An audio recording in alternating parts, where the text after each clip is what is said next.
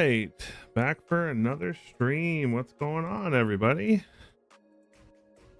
Today we are going to be playing around with some new decks I'm trying out in the standard ladder, trying to work on some fun things for some new videos in the upcoming stream videos coming up this week.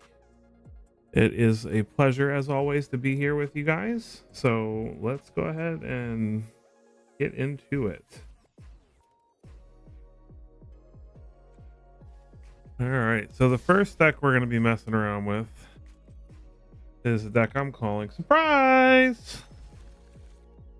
Very original, but it is based on some suggestions from a couple of my subscribers. Some people wanted to see some face down disguise cards matter that wasn't just only centered around Pyrotechnic Performer. So we're going to try out a fun Yaris Roar of the Old Gods deck. I've actually found that this happens to be a pretty powerful card if it sticks around for a few turns.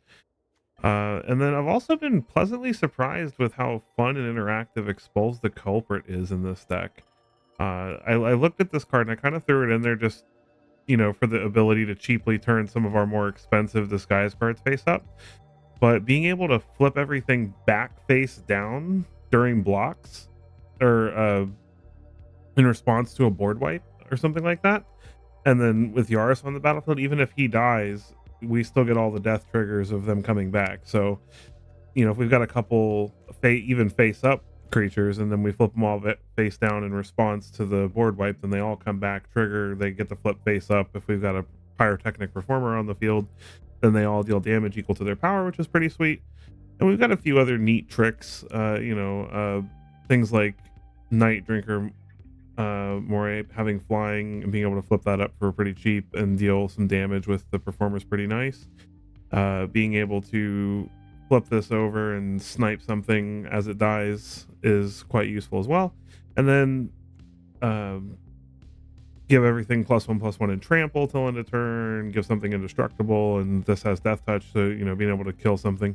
And another fun thing I found is playing Brotherhood's End when you have a Yaris on the battlefield and a bunch of face down stuff is actually quite devastating, because it'll wipe the opponent's entire board and bring all your stuff back with haste, and you get all the triggers, which is pretty cool. And then this little guy's actually been pretty nice too, because being able to play a disguised creature on turn 2 when you attack with this is pretty useful. And more often than not, he actually lives through the first turn, especially if you go first. So it's been pretty good. Other than that, we're just playing some Bitter Triumphs to be able to deal with things. The Brotherhood's Ends are also there to help us against like the Boros token strategies. And then a bunch of stuff that flips face down, face up, and a bunch of ways to abuse it. So let's go ahead and give that a try.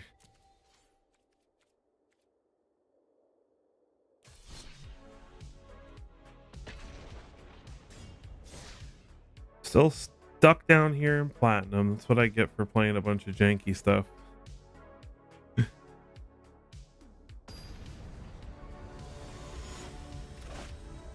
All right, Josie L's our first opponent. I have been playing an abnormal amount of this is okay. It's a lot of goblin mask makers, but that could be quite useful later. Maybe it's not. We don't have any green mana for Yaris. This is probably a little too gimmicky. Let's try something else. This is better. Still no green, but we've got the Performer and Night Drinker. Those are pretty good. So we'll keep 6. Go ahead and put back the Radical. Hey there, Sarah. How you doing? Play Blackleaf Cliffs. All right, Elegant Parlor. That leads me to believe this is Boros Control, which I've been seeing more Boros Control than Boros tokens lately. Mountain and Skrell's Hive for the opponent. Interesting choice. All right, so Copperline Gorge just in time. Let's go ahead and get down another Performer face down. Start doubling up on these flip triggers. I found that Skrell's Hive tends to be my opponent's undoing more often than not. Hey, Eddie. I can't understand what you wrote there, bud.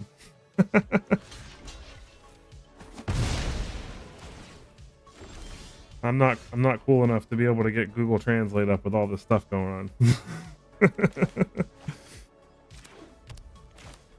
Let's get Yaris down.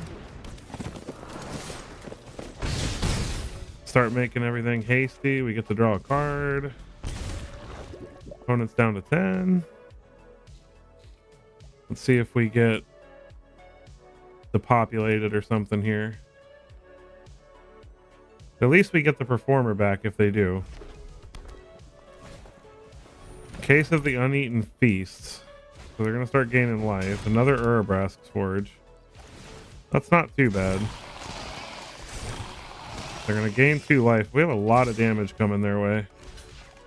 Let's go ahead and block one of their tokens.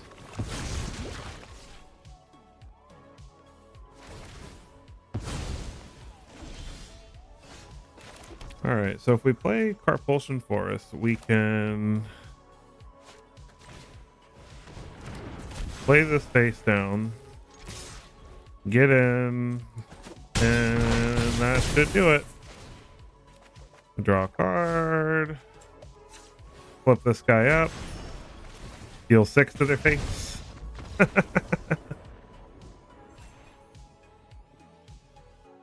Feels pretty good.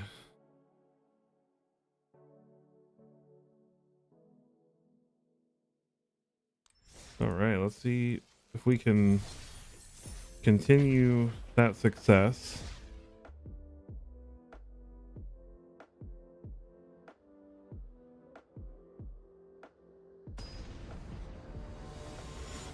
Ready, Eddie. Rock's Deadlock. All right. Still can't. Eddie, I don't speak Japanese. You know this. Opponent's going first, but this isn't too bad. Mask Maker actually makes it very good. Let's hope that our little goblin craftsman... What is this? The beginning of your end step. If one or more creatures died this turn, you gain that much life and distribute that many +1/+1 counters. Interesting. So they're probably going to be wiping our board a lot. So let's go ahead and get in there with the Mask Maker. Disguise this performer.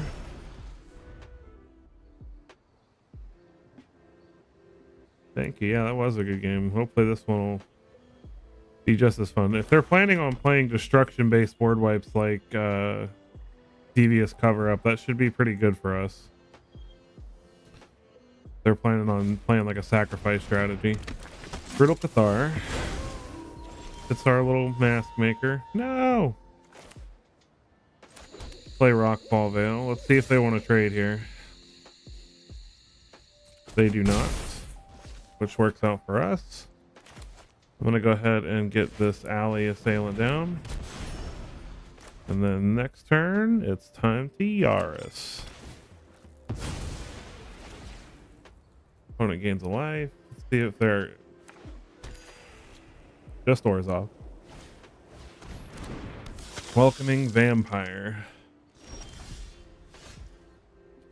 Ooh, this Brotherhood's End might be really good. Let's see if they have removal in their hand.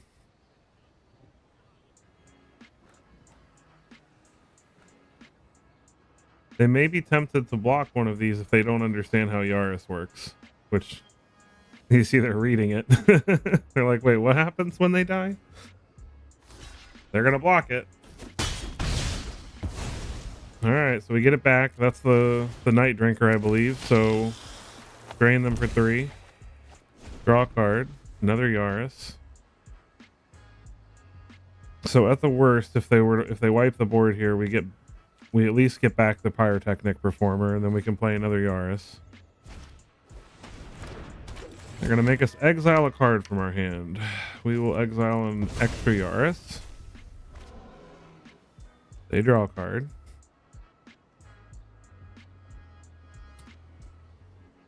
I think I would enjoy drawing a Oh man, I can't remember the name of the card off the top of my head now. Expose the culprit? Yeah, expose the culprit. That would be fun. Alright, let's play this face down. Go attacking. They're gonna double block the Yaris. Sounds good to me. We'll get rid of this welcoming vampire. Turn this face up. Ping him for 3. Smack him down to 5. Draw a card. I'm not going to play the Mask Maker. No sense to run more stuff into the board wipe.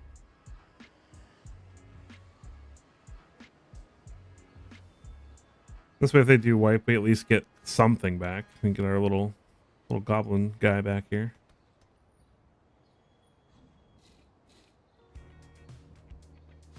Feel like they want to kill something. What could that face down card be? I wonder. The terrifying monster!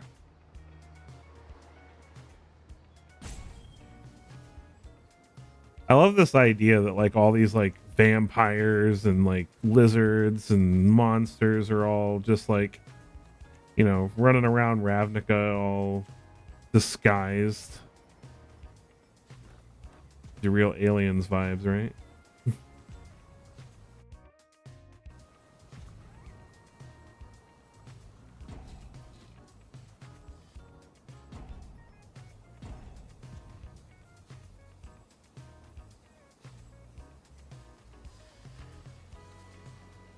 Opponent is in the think tank.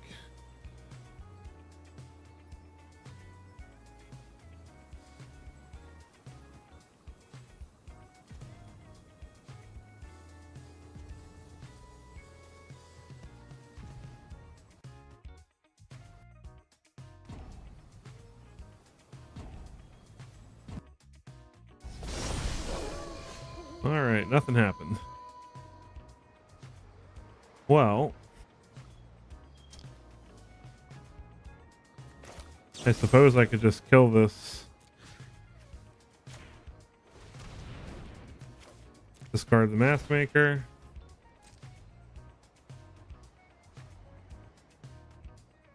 About to be in the Shark Tank. I honestly, since they're still not actually acting, I wonder if they just salty scooped and closed the game. Like, how did I lose to this nonsense? What is this? What is this jank?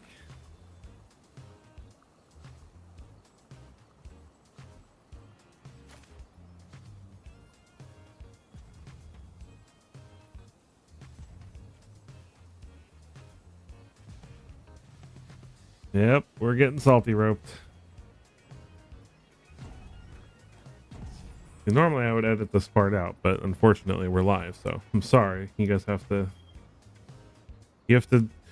deal with the salty roping with me.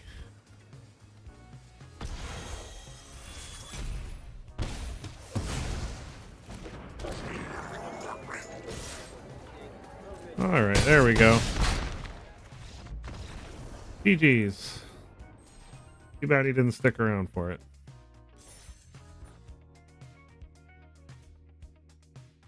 So far, so good. Ooh, free cards. I love my random free commons. That's what I wake up for in the morning.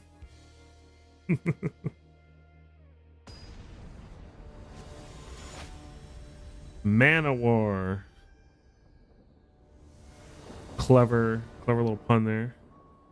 All right, so we have a awkward mana.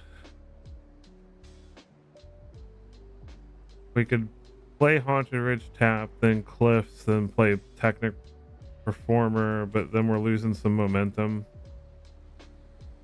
We could take the risk that we'll draw an untapped land.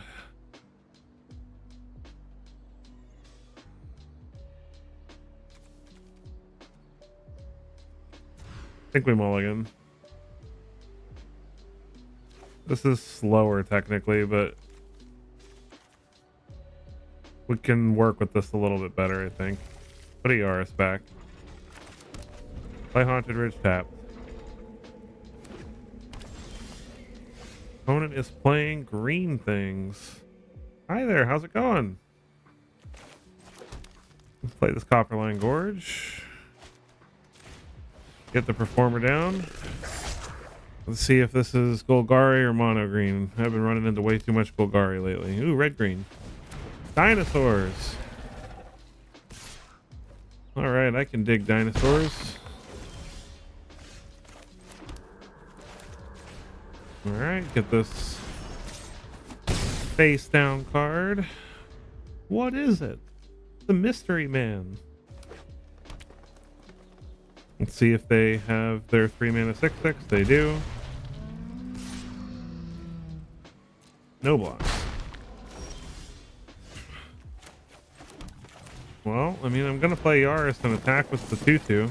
If they want to block it and flip it up for me, I'm cool with that. Yeah. Deal 4 to their face anyway. That's what's up. And now technically we can block the hammer skull with it. Buena.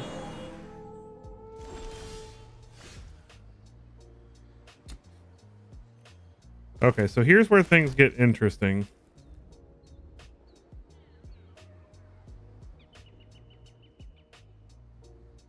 So I can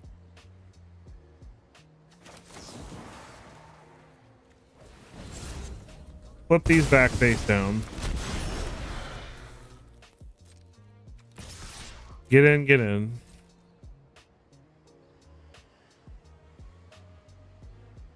Now they know that I'm going to get these back if they block, so they're going to be tempted not to. So yeah, they let it through. I'm going to get to draw a card, which is another thing I can cast. And then with the things I have face down right now, they're in a lot of trouble. It definitely leans a lot on Yaris, but the Pyrotechnic Performer actually makes it pretty viable. So it's kind of these two cards. I need one of these two cards for it to do well. Because without Yaris, we kind of rely on this guy just dealing extra damage when we flip the stuff face up. I just the opponents like got so much to attack with, and they're just holding back because they're scared.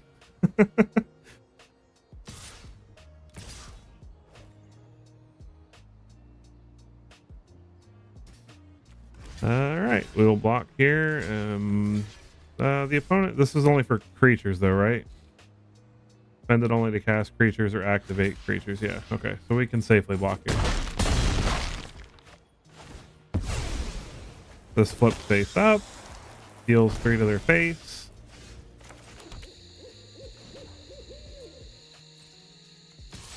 Get in, get in.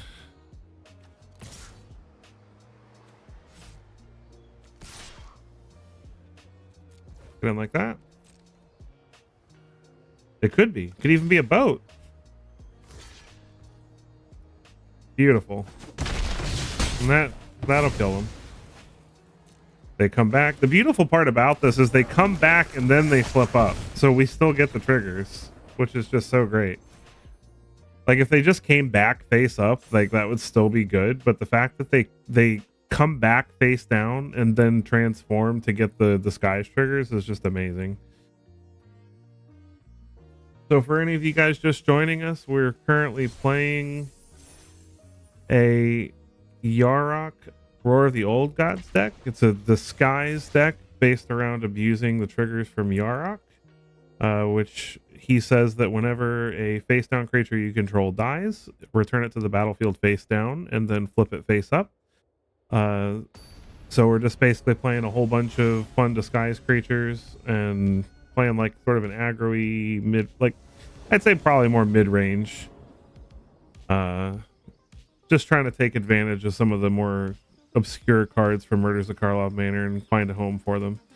This hand does not play Goblin Maskmaker on turn 1.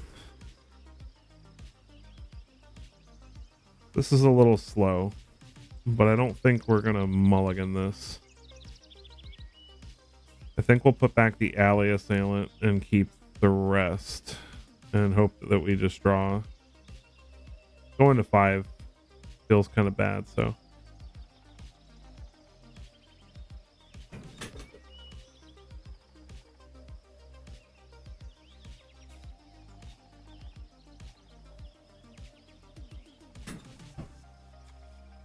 Opponent is taking their time deciding.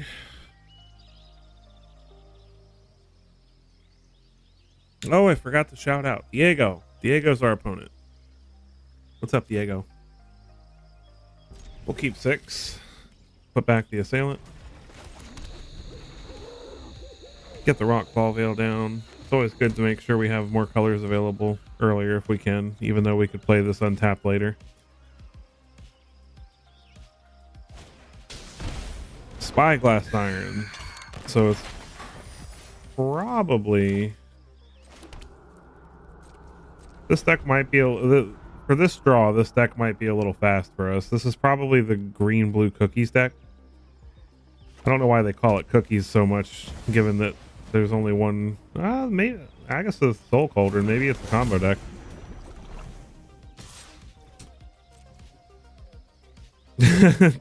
Tora's map.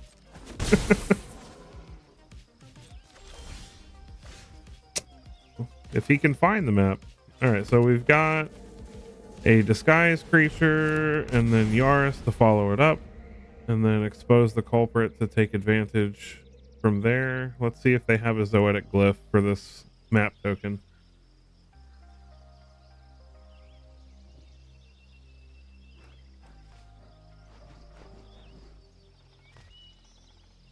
Do they have a third land and a Zoetic map or a Zoetic Glyph? There is the island. See if we get smashed. Zoetic Glyph is such a good card. It's probably one of the best anime artifact spells in a long time. There is the cookie. So it is cookies. They're just playing Soul Cauldron to give things the activated abilities. Another expose the culprit. All right. Well, Yaris is very good here. Opponent is probably not going to block, so we're going to get a free draw. More cards to play face down. Feels good.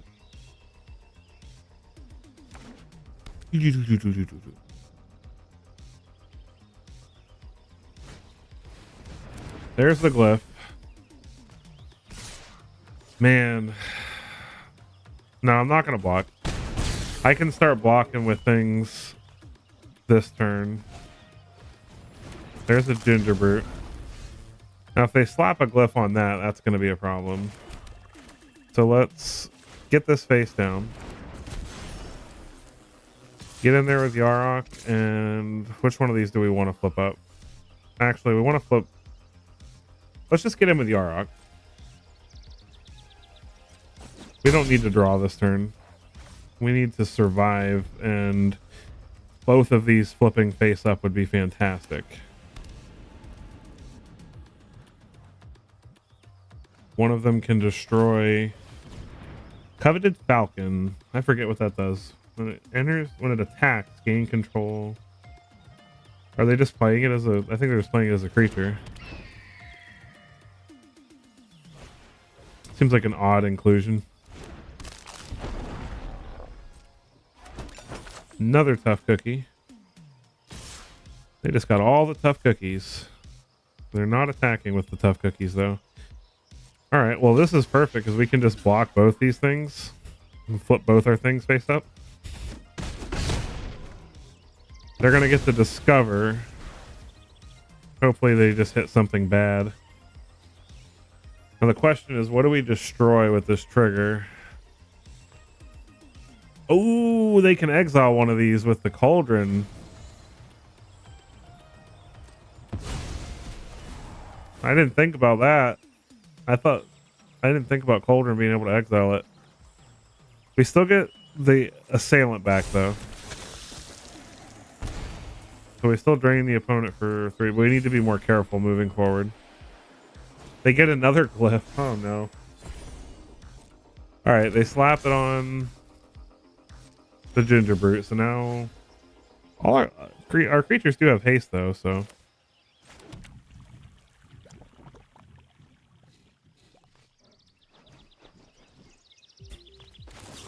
well, let's flip this face down.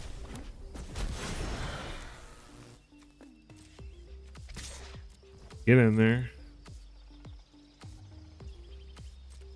They're gonna let us draw. I thought they would have just blocked with the Falcon. That would have been the smart thing. We're just drawing all the lands.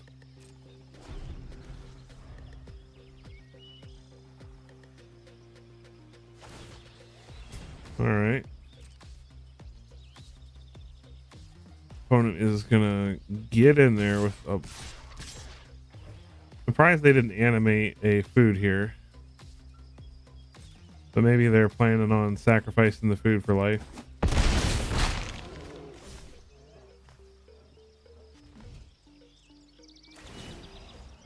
We are down to 6.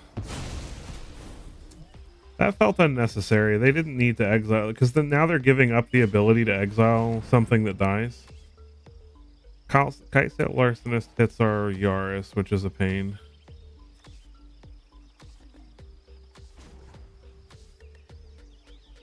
Oh, this is technically cloaked, so I can actually flip it face up for 3 mana. I didn't even realize that. It does. I forgot. I didn't even realize expose the culprit. It cloaked them. It doesn't just turn them face down. It cloaks them. That's even better than I thought. Soken'Zan. All right. Yeah, we're unfortunately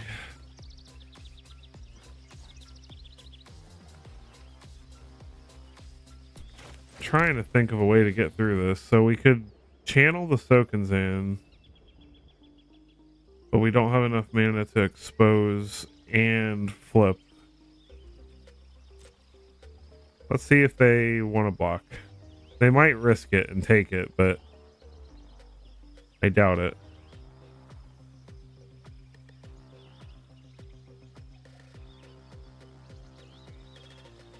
Opponent's not letting us go to combat. Come on, opponent. You can do it. I believe in you. I wish I could channel the Soken'Zan, but opponent's going to double block the cookies.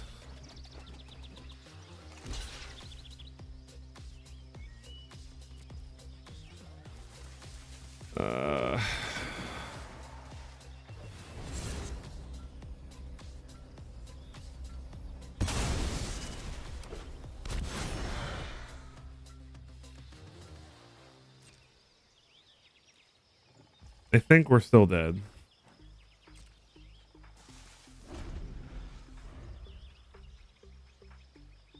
If opponent's up to 7, we'd have to draw something really, really good. Opponent's up to 10. Yeah, I don't think there's a way out of this.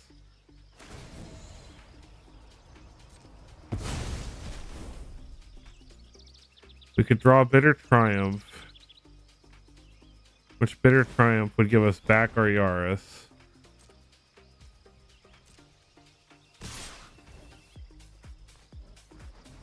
So if I block a cookie and flip this up, I still take 2, 3, 4, 5, 6, 12. Yeah, I'm still dead. What if I do this? I think I'm still dead that way too. Do these have haste? They do! Ha! Ha ha ha! Okay. I think I'm alive now. Hold on. So 2. Yeah.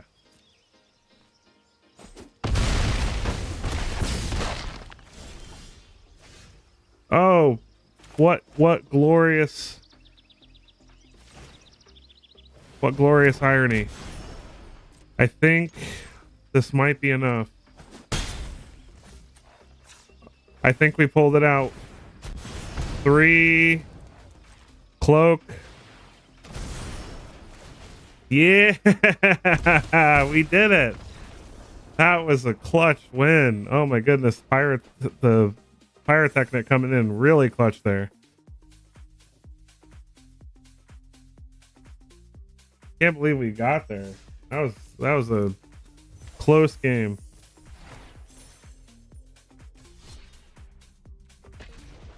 All right, so far undefeated. Let's keep it up.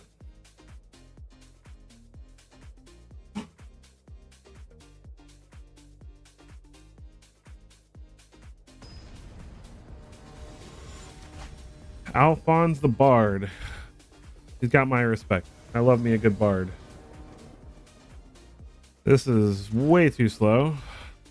This is much more reasonable. We will put back the Radical. Get Cliffs and Goblin.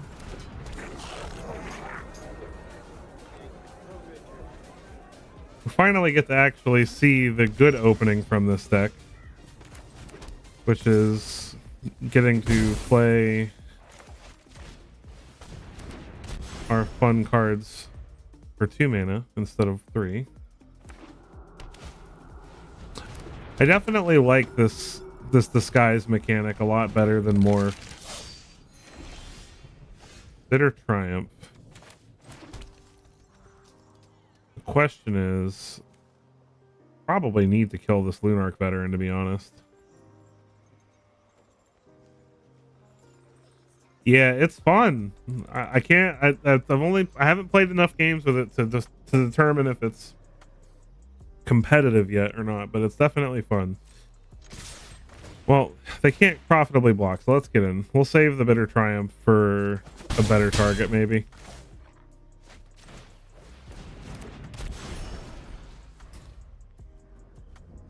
Cult Conscript has me curious. This is definitely Lagomos, Hand of Hatred. What? What is this nonsense? I like this guy. All right, well, we can... I meant to do this before combat, but I skipped the combat too quickly. We're going to pay 3 life and kill Lagomos so they can't block.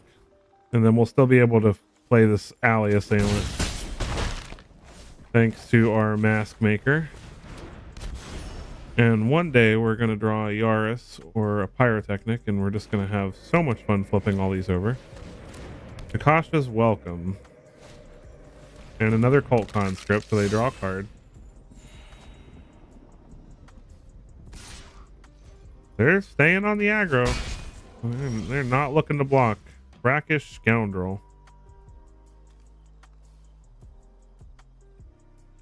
I actually think I'm going to play this face up. So let's make this indestructible. Not that it really matters. Jank detected, yeah.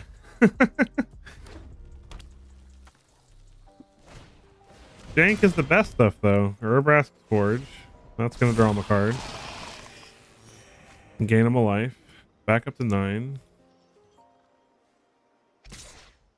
Let's see. We need... All these things cost 6 to flip. So we've got a couple things that make flipping cheaper. We need to find them. Let's go ahead. Return only if a non-skeleton creature died. So they're still going to get to return it because this is going to die. So I guess we just block this. Now let's make them spend the mana. Because they only get to do the draw once per turn, so. They can get it back, but then they don't have any removal up. And it comes in tapped, so they don't have good blocks. If that's what they decide to do with their turn. Shady Informant.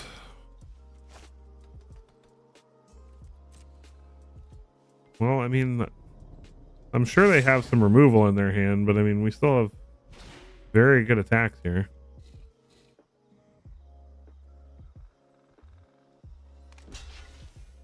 Opponent's finally going to give up the Lunarch veteran and go down to 2.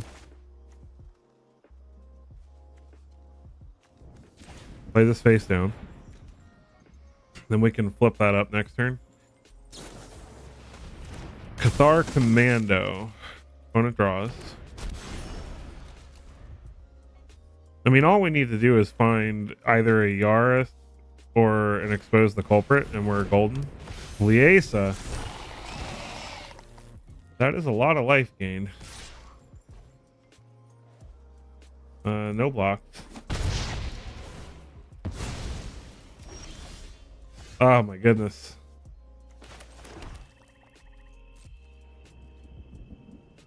Well, we get in with everything. They can't gain all of it back. All right, so opponent blocks, blocks, blocks. Flip this face up. GG's. Now that's what I call damage 5. All right, Platinum rank 2. We are indeed smashing through the ladder, as promised.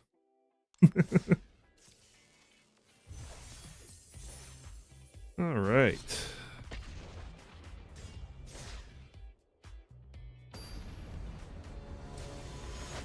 Lab Penguin. We get to go first, and this is good. We got removal, we got things to play face down. Can't ask for much more than that.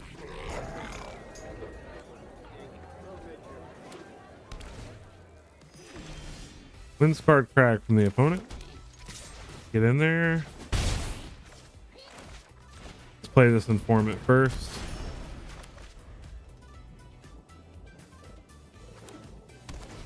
More Windscarred Crag. So this is... Oh, it looks like it's budget Boros tokens. Like they don't have the wild cards for the good lands. So we'll play another Mask Maker.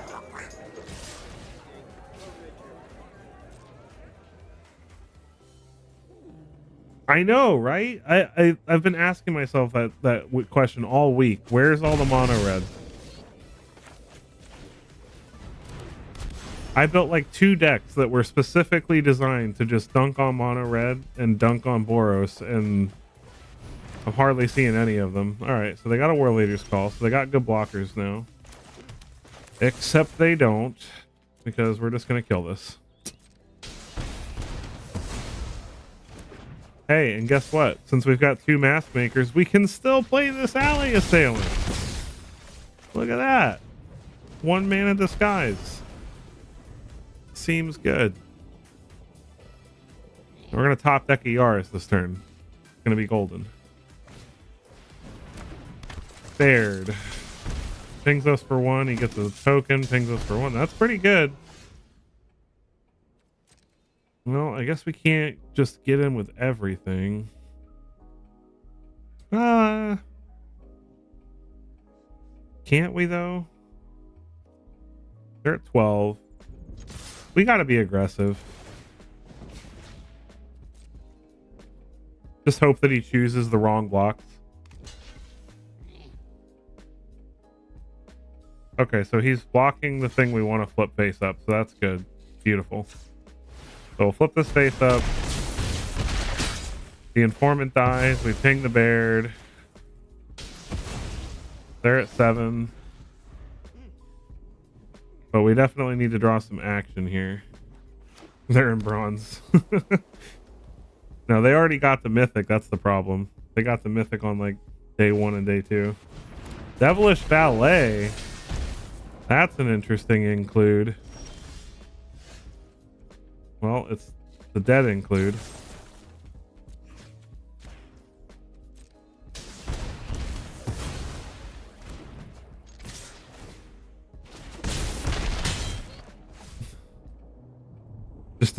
Just a revamped version of banding. We don't talk about banding. We don't talk about banding. Another Inspector. Uh-oh. I really hope they don't have a Gleeful Demolition. That would just be Another War Leader's Call. We're fine with that because they're dead. And look at that, Yaris too. Just to make it all worse. GG's. Out of here, Boros. Look at all these janky. I love how it shows them at the end of the match what the face down cards were, so they could see all the jank they lost to.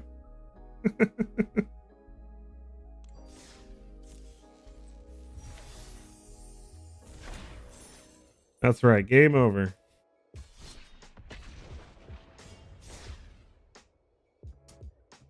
We might get out. We might climb our way out of platinum yet. Trump.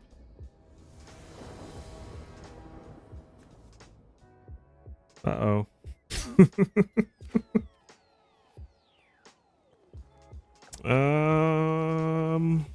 I don't hate this hand.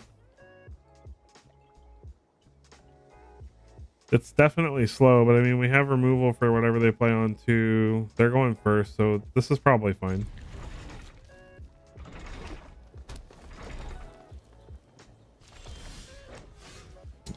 Fire Technic is good.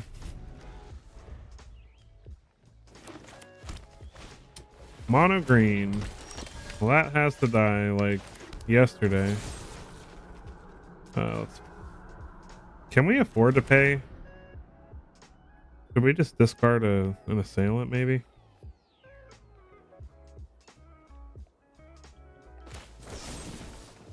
No, let's pay the life.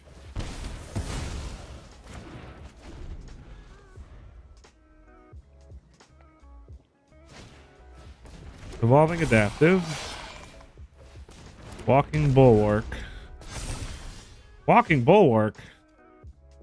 Are they playing the deck that I've been wanting to play? The turtle deck? Let's get the performer down first.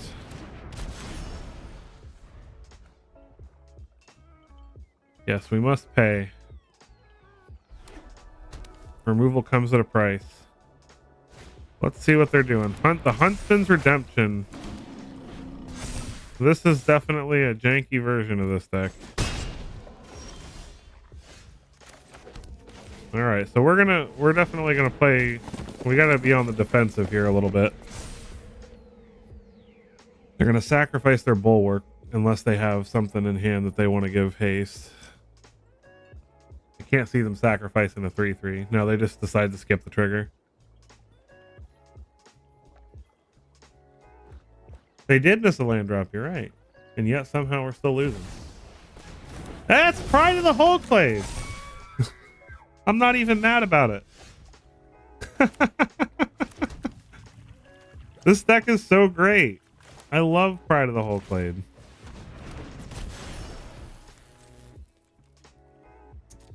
Alright, no attacks. I've been trying to make a Pride of the Wholeclave deck work for a week now.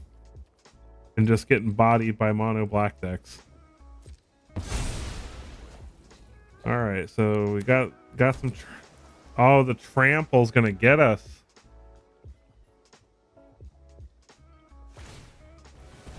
The Trample's gonna get us. I can't see a way out of this. I can gain 3 life.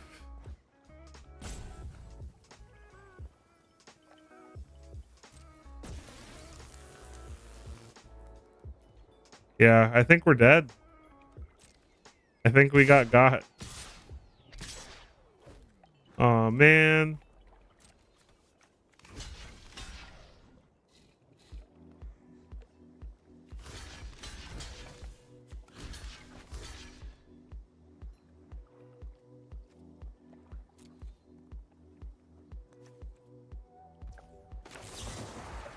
I don't think this does it, but I'm just gonna do it just to be safe. Just to make sure that I'm not mathing wrong.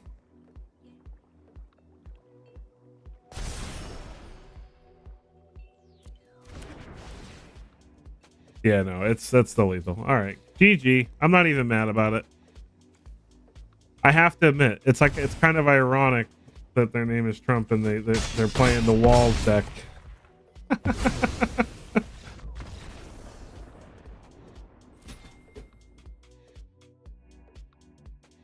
All right, our first loss to some serious jank, but I never mind losing to jank. It's always fun to see people playing interesting stuff instead of playing the same thing all the time.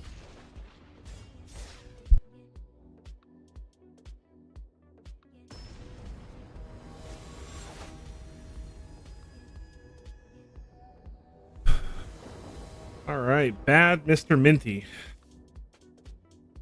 We get to go first. This is pretty slow.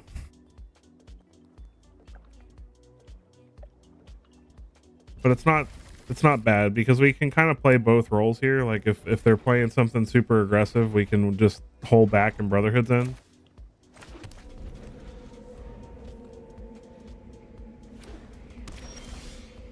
Planes. Could be anything. Could be mono white control, could be mono white humans. Well, it's mono white something. I guess we're going under disguise. And they're just, let's get Yaris down, because if they're playing mono white control, then we want to make sure that we at least get this card back when they depopulate it. Elspeth Smite. All right. That's unfortunate. Yeah.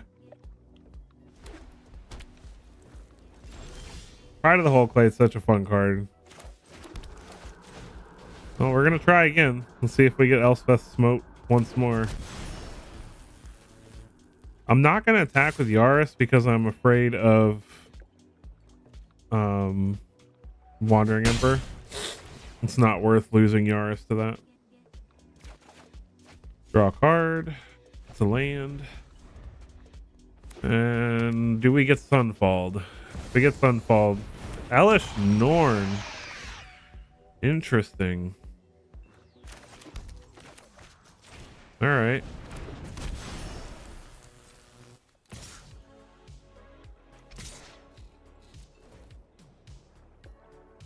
See if they want to block.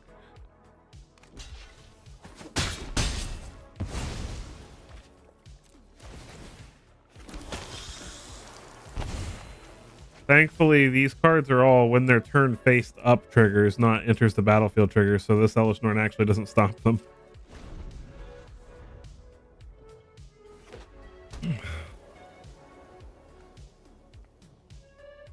Although I don't know how we're going to win through this Elish Norn. We need to draw some more disguised creatures here. Or we need to draw Expose the Culprit so we can flip these guys back face down. I like it against control, especially black face control. Oh, they're letting us keep the face down creature. Very clever.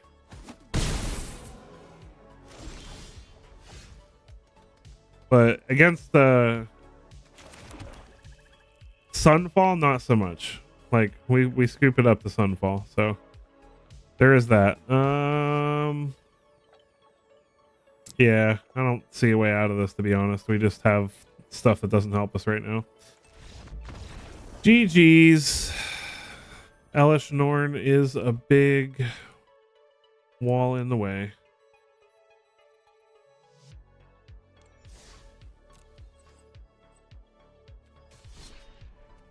All right.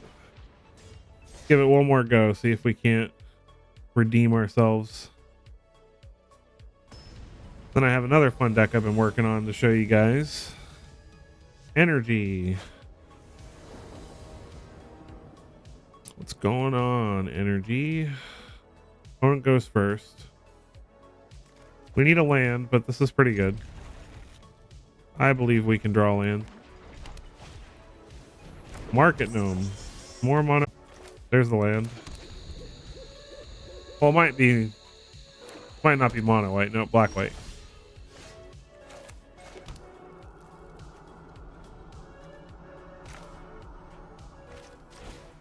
I'm gonna go ahead and play this face up.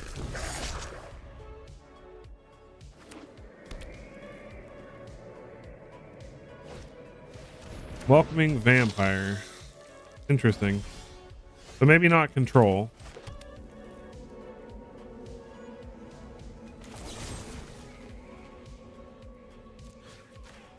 Get rid of that. We don't need them drawing cards. Although they can draw a card off this gnome.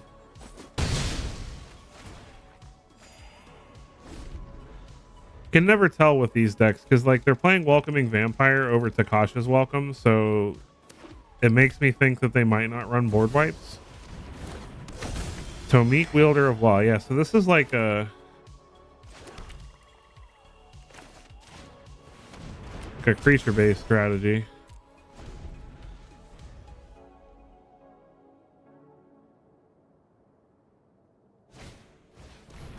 Restless Bloodseeker.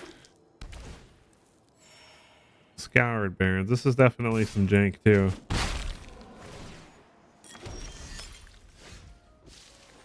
Expose the culprit. Alright. So we can play Rakish Scoundrel.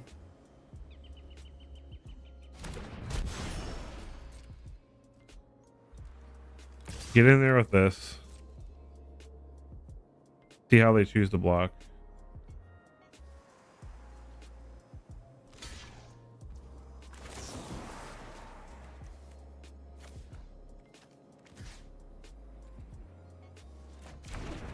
Right, I don't want to choose both modes. I just want to choose the one mode. So let's flip this face up. Deal 4 to their face. Hopefully we kill this Tomik if they don't have removal. Unfortunately, we do lose the ward when we flip it up. All right, so Tomik down. Ping them in the face with the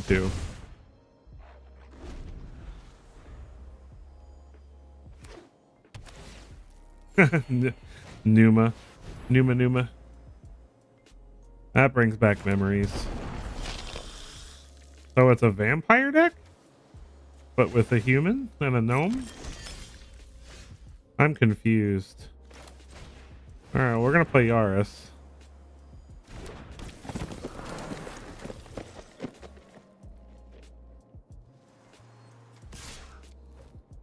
And if they'd like to block this with their throne, they're welcome.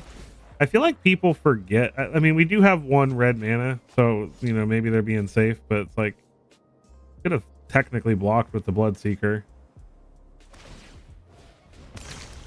Mike Tyson. Yeah, he's actually supposed to be fighting a UFC guy here soon. That should be entertaining to watch. Transform at the beginning of your end step. If you gain life this turn, create a blood token, and they can pay 5 mana to drain us. Does that trigger twice a roaming throne? No, it's triggered abilities. That's an activated ability. Okay. But they do get 2 blood tokens out of it, so that's neat. All right, so forest. Let's play that. Let's play this. Let's just go to town. Block some stuff, I dare ya. Oh, come on. Block the other things. We'll draw a card. Ooh, that's a good one.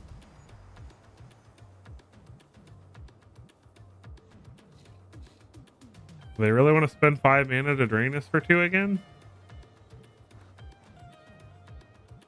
I mean, we are getting a little low, but I mean, not like...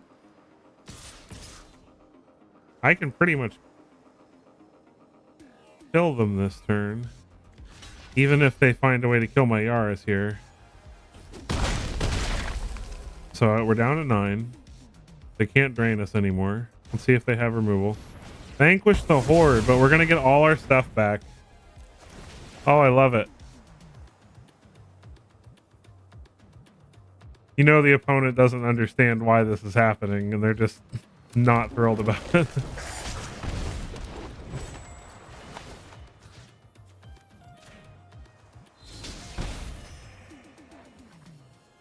What's up, opponent? You got another Vanquish the Horde in the end? Elias Core. And another Restless Bloodseeker. All right, so they're back up to 9. They flip the Blood-Soaked Reveler over.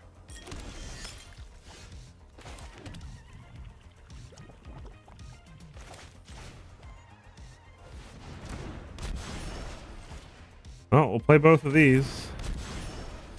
Get in, get in.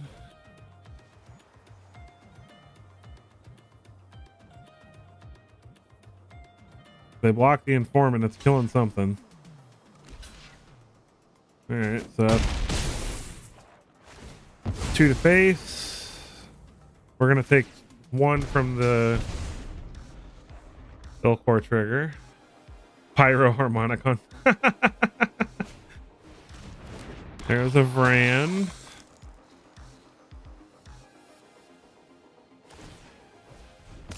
They discard and draw. Do they find an answer? Nope. All right. Now the question is, what do we flip? I think we attack, then we decide what we flip with what they block. If they block the Performer, then we flip the Radical.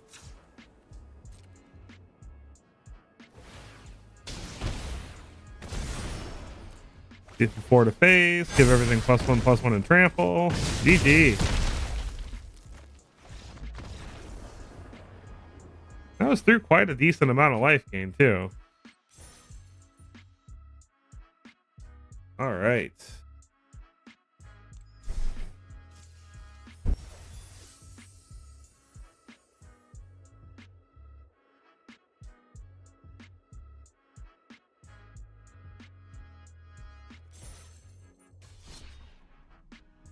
All right, let's switch it up a little bit. Try something different. So this is another deck I've been working on called Kaya's Playground. Trying to take advantage of the new Kaya and Delny and Teysa and Tomik, a whole bunch of new cards from the new set. It's basically like a token like almost all legendary Rada Drobic strategy. So we've got Lunarch Veteran and Greedy Freebooter in the 1 slot. Excuse me. Bartolome and Elias Core in the 2 slot, a little bit of removal. This is technically a 2-drop because we're using it for 2-drop removal. And then almost all of our creatures are power 2 or less. So Delny helps us trigger those twice. So we're getting double life gain triggers off Lunarch Veteran, double life gain and life loss triggers off Elias Core, double scry and treasure off Freebooter, double triggers off of Teysa, which Teysa's actually been pretty cool in this deck. She's not like a huge stat line, but she has Death Touch, so she doesn't really need to have a big power and toughness. But at the beginning of the end step, if we have dealt damage this turn, which, with our 1-drops and 2-drops, it's pretty common that we have something that can ping in. When we play Teysa, we get a clue, and then whenever a clue is put into a graveyard, we create a 1/1 black spirit creature token with flying. And we can either trigger that by just cracking the clue and drawing a card, or we can sacrifice them to Bartolome to pump him up and then get free tokens out of it. And we've got a single copy of Mondrak Glory Dominus to go along with this version of Kaya to double up on tokens. So we can have some pretty ridiculous turns where we just make a bunch of tokens out of nowhere with things like Wedding Announcement. The new Kaya makes spirit tokens. We get the tokens from these, and it can just get out of hand really quickly. We also get tokens from the Wandering Emperor, and Rada Drobic makes tokens too. So if we play Kaya, we can actually use Bartolome to sacrifice our legendary creatures like Teysa, Tomik, Elisa, Okor, Delny, and get 2/2 token versions of those that are zombies and they have vigilance. And then even if they aren't 2 power creatures, we can, if we sacrifice Mondrak becomes a 2/2. All of a sudden Delny makes Mondrak trigger double as well, so now we're getting quadruple tokens. So there's just some really crazy things we can do with this deck, but for the most part it's basically a black-white aristocrat style deck, and it's really fun. I've been doing pretty well with it. I think out of the 10 games I've played, I'm like 70% with it, so let's give it a try and see if we can get ourselves up to diamond.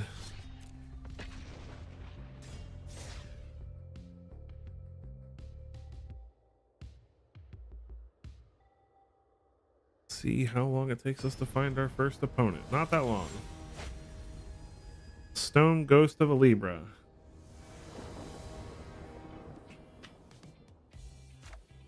I don't like all these tap lands. Opponent's going first, though. Nah, I think we got a mulligan. This is better. We will put back... I think we put back the Plaza here, to be honest. Well, everything in our hand is... Maybe we just put back the Swamp. Yeah, that's fine. We can play Shadowy Backstreet on one. Ilias Skull Dweller. Alright, so... We'll keep the land. Fun fact, Plaza of Heroes can in fact cast Planeswalkers too. A lot of people think that it's only creatures, but... Alright, so mono black weird toxic aggro nonsense. Unfortunately, those Death Touchers are going to be quite a pain. Let's get Elias down. The life gain is not going to help us a lot with the toxic. But if we can draw some removal, we can get rid of those. Ooh, Gisa. I like this deck already. Alright, so we're up to 3 toxic. So they have Corrupted online now, but now we can play Tomik. And if they don't have removal, we can start pinging them in the face for 3. Drawing cards. Opponent decides not to block. Do they have removal for Tomik? I assume they do. Yep. Up to 5 toxic. Not our finest hour. Alright, so... We're gonna bite the bullet here. And block with our Elias Okor.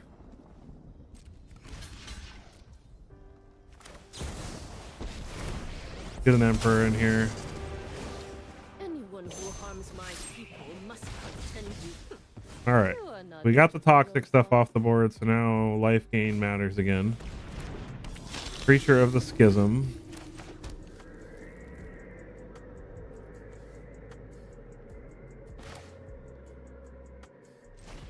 I think we play Teysa and Bartolome. Put a counter on Teysa. Strike fast and strike hard.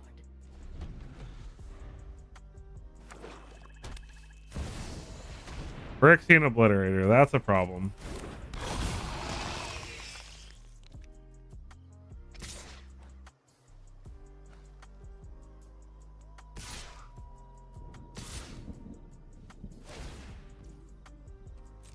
Opponent's gonna draw a card. Wandering Emperor's going bye-bye, that's fine. Back to wandering. Back to wandering. Lunarch Veteran. Downey. This works out because they can't block with their Obliterator now. At least not with Bartolome. And we can start sacrificing these clue tokens. Junji of the Midnight Sky. Alright. They're just playing all the big scary stuff. Opponent's gonna draw. Let's sacrifice this clue. Make a spirit. Gain some life.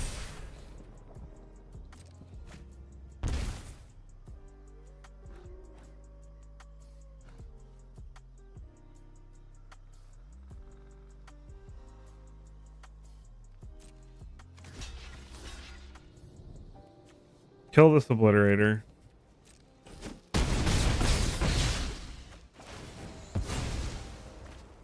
Not how I want to do things, but we can sacrifice a land, a Lunarch Veteran, and a Spirit token. Get the Veteran back. I mean, this is we're probably still not winning this game, unfortunately, but worth a try. We could still draw an out. We could draw another Emperor. So I'm not going to give up until I'm actually dead. But we're getting pretty close.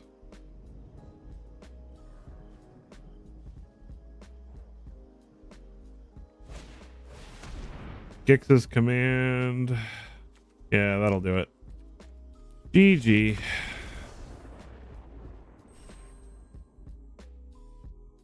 We did our best. Phyrexian Obliterator is definitely a problem against a creature-based deck.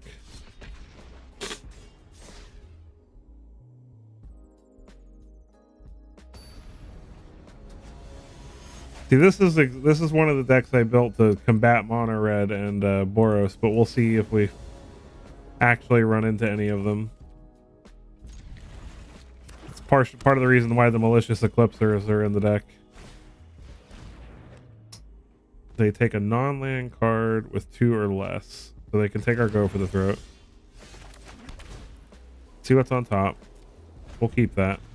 Malicious Eclipse is actually nice though because it exiles their stuff, but we still get our death triggers for like Elias Elcor or for Radadrabic. Like we can Malicious Eclipse, but we still get all the cool triggers from our stuff dying, but their stuff gets exiled. They take the Eclipse, no surprise there. We'll play Elias Elcor. This is still a good curve. They're not Elias Elcor, I guess. I always want to call him Elias though. Pilfer, they're just tearing our hand apart.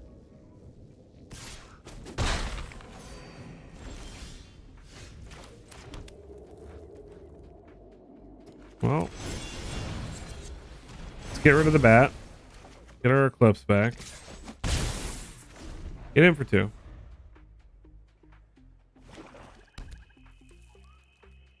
Do we have to deal? This is 2 mono black decks in a row, by the way. As soon as I switch. Hopeless Nightmare. We'll discard the Eclipse because it's probably going to be the least valuable to us right now. We need the land to play the Kaya.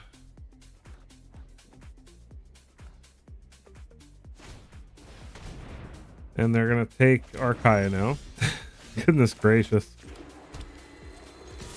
All right. Discard .deck over here. Graveyard Trespasser. Start exiling our stuff from our graveyard. That's fine. They exile their own bat. Do we not have any creatures yet? No, we don't. Okay. Go ahead and flash in the Wandering Emperor.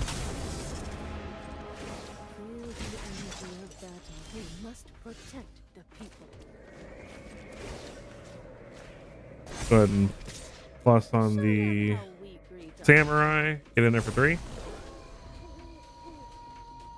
Unfortunately, they're Glutton flips. Hopeless Nightmare, but our hand is empty, so then they're going to scry 2.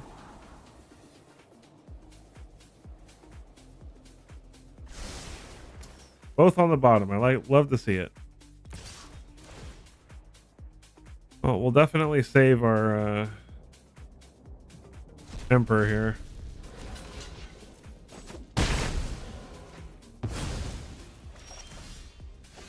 Oh, Tesa's good. Let's go ahead and make another knight, or samurai rather. Play Tesa. Get a clue.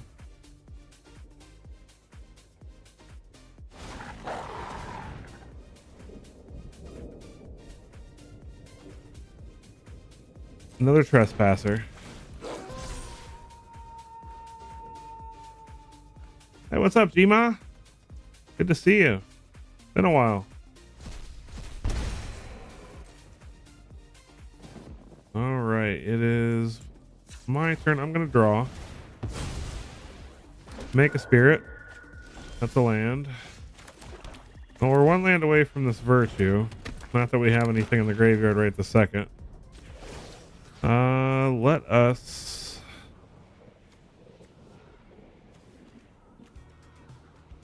put a counter on the Samurai. I have got new moves to teach. Get in like this.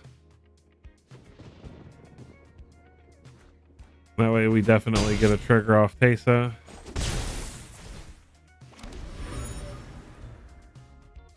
This is looking pretty good though.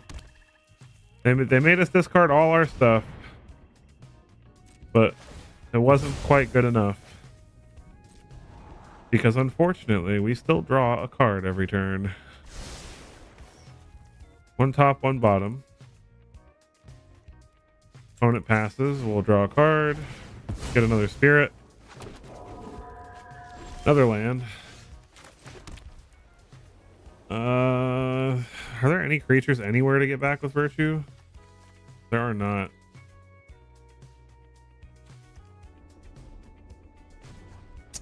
Well, I guess we will put the counter on Tesa. Show them how we greet our enemies. Get in like this.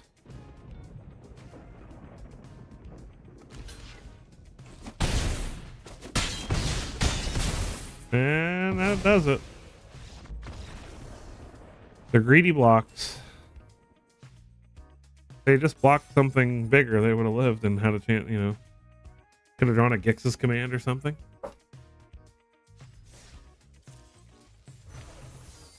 More free cards. Huntsman's Redemption. All right.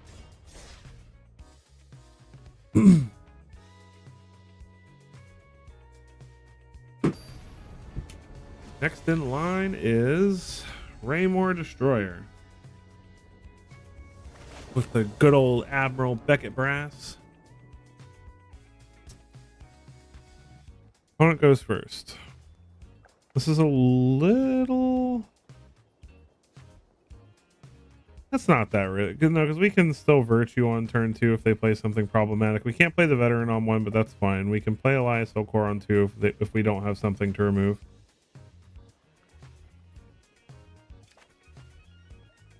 We will keep. Oh boy, are we going to play against the land combo deck? Not 68 cards, so if it is, it's not the janky one.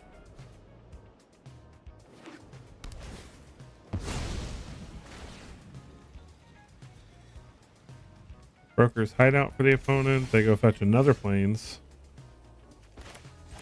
Well, we'll play Plaza, get LSO Core down.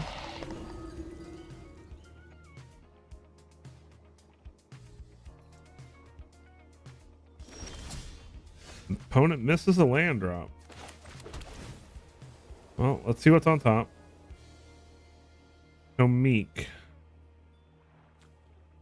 I don't think we need Tomik. I think we want more lands. So let's go ahead and attack because I feel like they're holding removal. So let's just get it out of the way.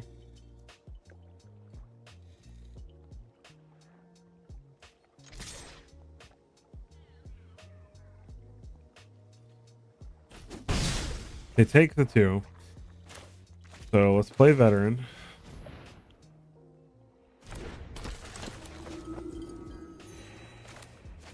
I should just, tapping wise, be careful with Plaza, because if they had killed LSO Core in response to me playing the Veteran, I wouldn't have been able to play this freebooter. So I should have tapped the Plaza for black, since I could have cast the Veteran off the Restless Fortress. So make sure that, because we do have a lot of non-legendary stuff in the deck to cast, so Plaza sometimes, if you're not careful, can get you. That opponent's just gonna scoop. They couldn't find their lands. Never fun to win that way, but I'll take it.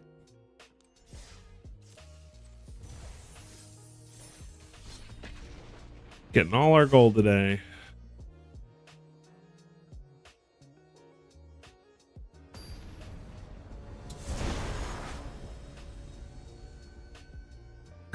Contrived. Okay. I can read lead speak. Contrived.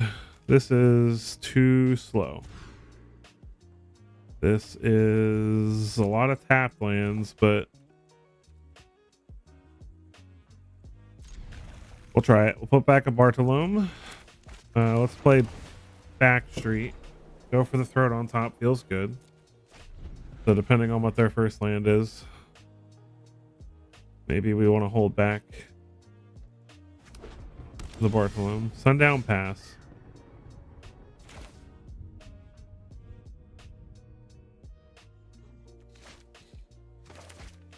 Well, let's go ahead and get down Bartolome now.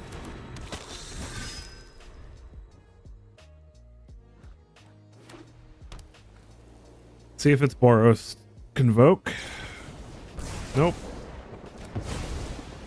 Well, I mean, that doesn't mean it's not Boros Convoke. Thankfully, we drew another 2-drop. But Boros Convoke typically does not run Lightning Strike. So it's probably Jeskai. More Lightning Strikes.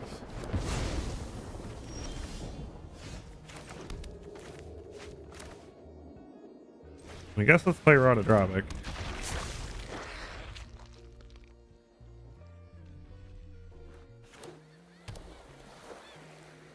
What is this? Is it just Jeskai control? They usually run hard removal though. Invasion of New Phyrexia. Interesting. Play Kaya. I have so many new weapons to try out. Plus, Need a weapon? get in there with Rotodrobic.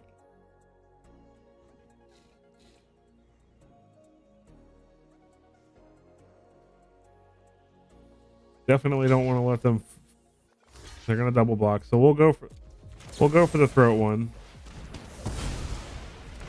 Keep our Rotodrobic around. This Kai is actually pretty interesting because, like, even if we don't have tokens to take advantage of, her -6 is really strong. It only takes a couple of turns to get there, so against a slow deck like this, they've already burned 2 burn spells. Narset. Creatures you control have prowess. Song of Totenzan. Gives a haste. Man, do we just let the Kaya die? That feels bad. And they get the lightning strike something? I forgot about this version of Narset.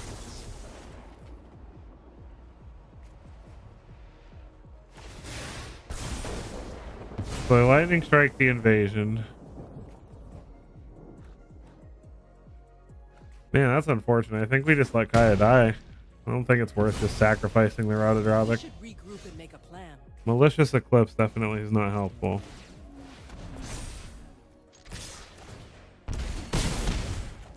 We need to go for the throat.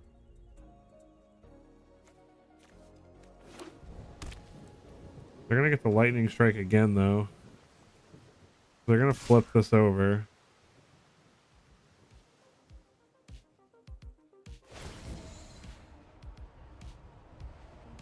And they're gonna kill. Okay, yeah, this game's over because they can just lightning strike our Rotodrobic and yeah.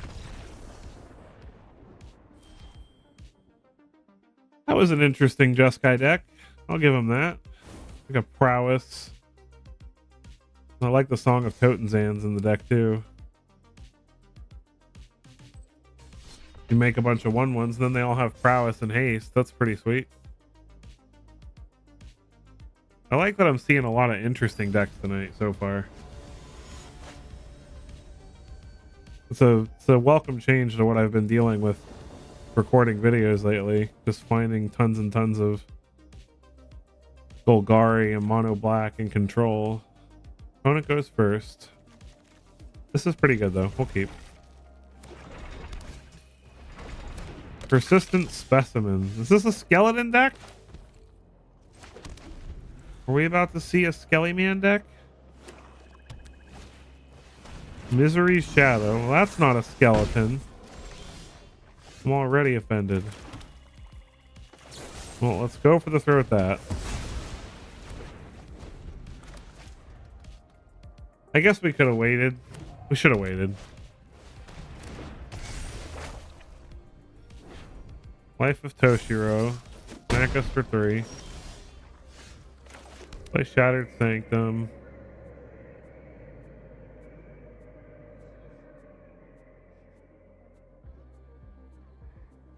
I mean, I guess we start developing our board.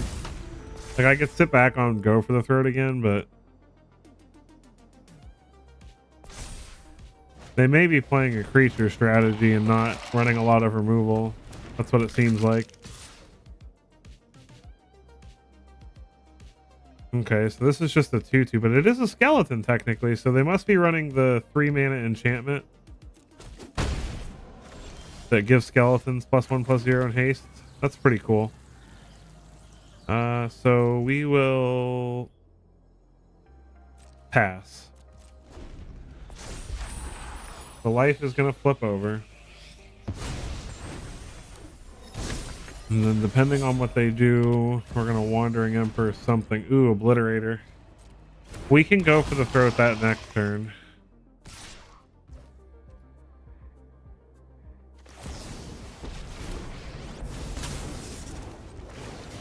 Run away. You'll be safe. We've got the edge in this fight. We'll block. Freebooter's a good draw there. Kill the Obliterator. Play Bartholome. Play Freebooter. Make it 2/2. All right, feeling pretty good now. We will not attack because we want to keep our Delny alive. We can block with the Freebooter. Ooh, Bloodveil Purveyor is pretty good.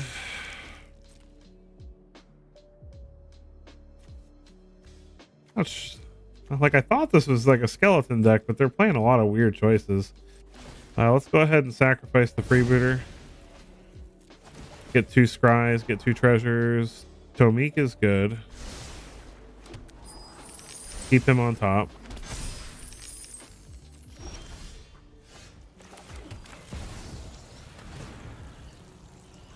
Get a blood token.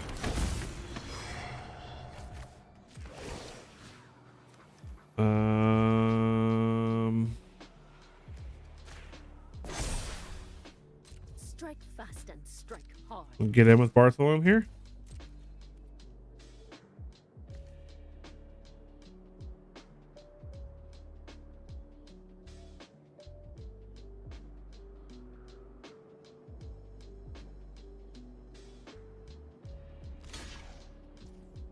Want to block? That's fine. They want to spend their turn getting their skeleton back. That's fine with me. It comes back tapped anyway. Life of Toshiro Uzimawa.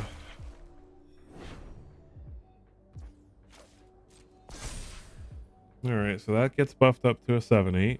They go after Emperor though. We can just block with Tomik and give it indestructible.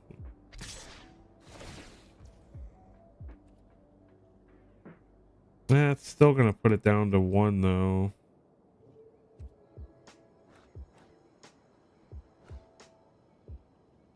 Feels bad.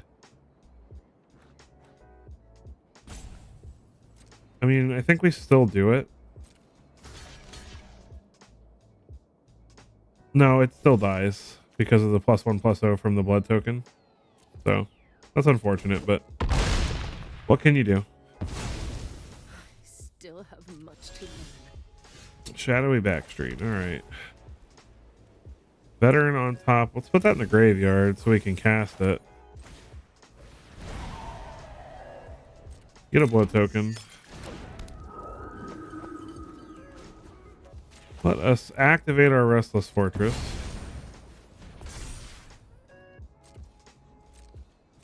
Get in. Get in, get in. We get 2 triggers off the fortress.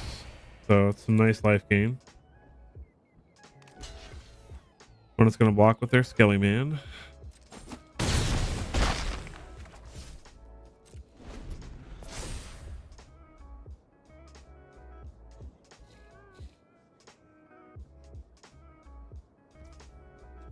They decide to bump the Bloodveil Purveyor again. Obliterator.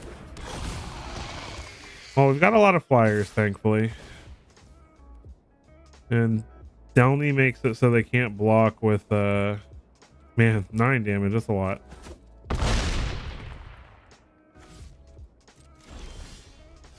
More lands.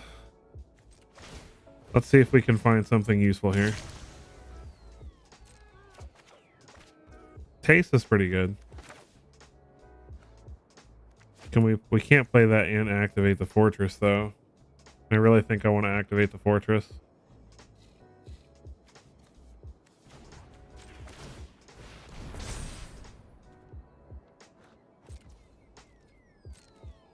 So get in. Get in. Get in. We'll leave that back.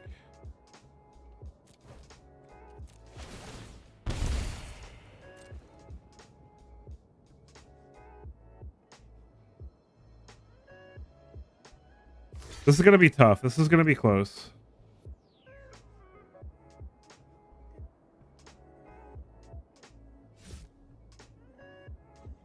I mean, it would suck if they double blocked the fortress here, which I don't see why they wouldn't, but okay, they're not going to. Ah, man. Oh, I'm so ridiculous. I could have been sacrificing these blood tokens to Bartolome to stop the triggers from Purveyor. That's what I'm going to do this turn.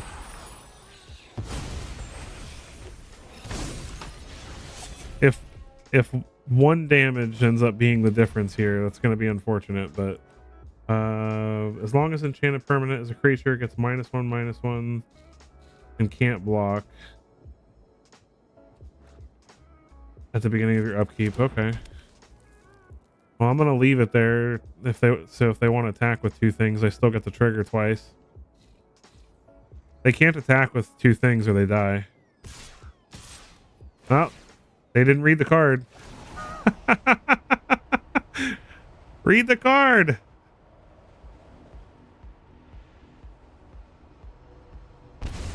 Well, they did the work for us. GG.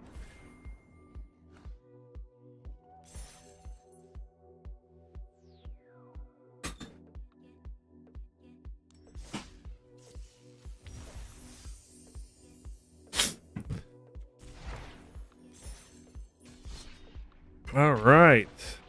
Well, that was fun. Random noob 113. I'm sure that's not misleading at all. Well, let's see if they're playing mono red. That would be fitting. 2 Plaza of heroes. No legendary creatures. Feels bad. But we do have 2 removal spells that we can cast. I think we mulligan. This is better. It's slow, but it's at least we've got all the colors of mana we need. Worst case scenario, if they're playing an aggressive deck, we can just eclipse them on 3. We'll put back one of the Emperors. Love this artwork for this.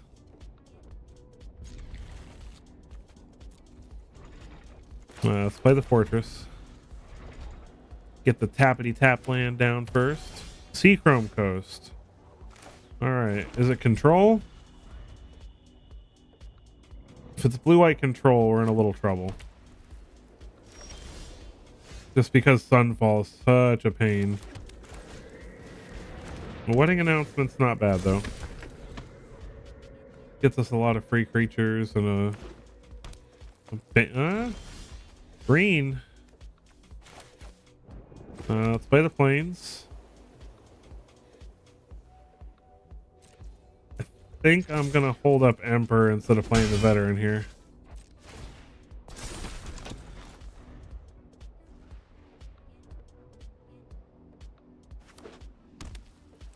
Razor Verge Thicket.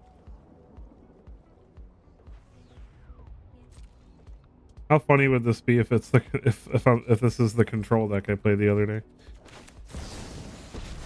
It's looking like the land base for it. Feel the energy of battle, then dive like water. Keep watch There's for intruders. Delny.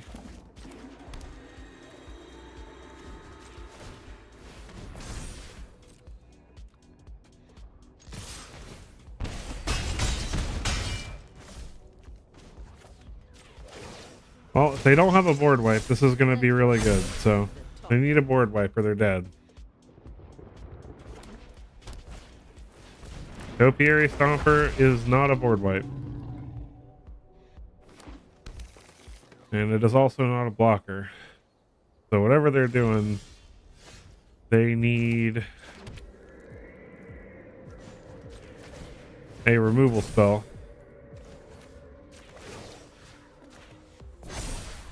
Well, no stick, so I think we got it. GG. I don't know what they were playing. They only played one card the whole game. Some kind of Bant ramp thing. We'll take it.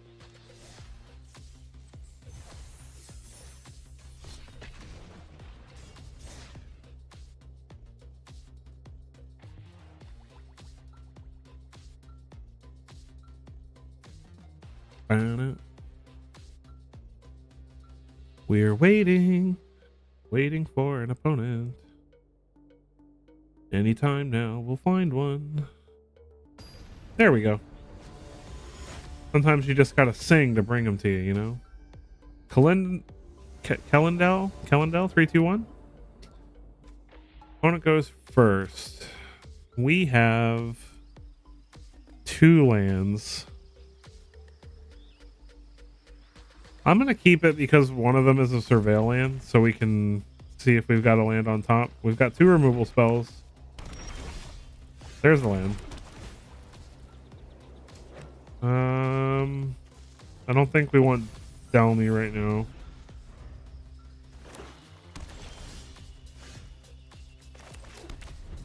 We might just play Kaya and try to ultimate it, to be honest, depending on what they're doing. Fight rigging.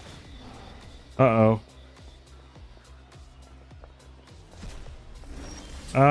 Probably for another hour or so, Joseph. Go for the throat. What a draw. All right. I would love to play Kaya here, but we're going to have to save this go for the throat for... All right. They got double fight rigging. We really need to draw a land here. An untapped land, preferably. There we go. Look at us. We never didn't have it. So now we can hold up the go for the throat for that.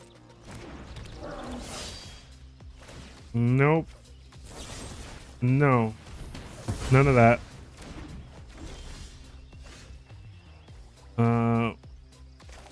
Man. Well, I guess we're gonna play Kaya now. Somebody bothering me. I'll make them. But I feel like we're about to get totally bodied. If they have another 6 power creature, whatever's under these fight riggings is probably not good for us. This is one of those decks that's so frustrating to lose to because it's such a glass cannon deck, but when they win, they just like crush you. It's almost like the 5-color Invasion of Alara deck, you know? It's like if they whiff, it just, you know, the deck's terrible, but when they don't whiff, they just do like 30 things in one turn. The opponent's thinking, so maybe they don't have it. Come on. Of course they have it. They're slow rolling it. All right, it's two lands under there. Not 2 lands under there. Oh.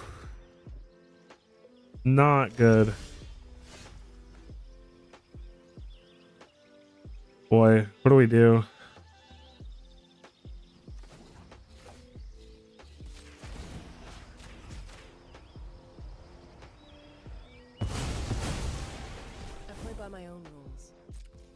Exile like that, and then when they get in with the Hammer Skull, you can get it with the Emperor.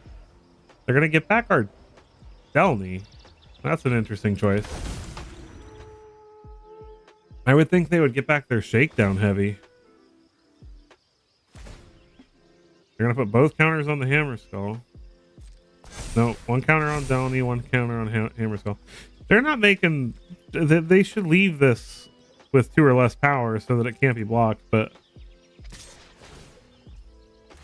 Alright, so we're gonna go ahead and exile that with Emperor.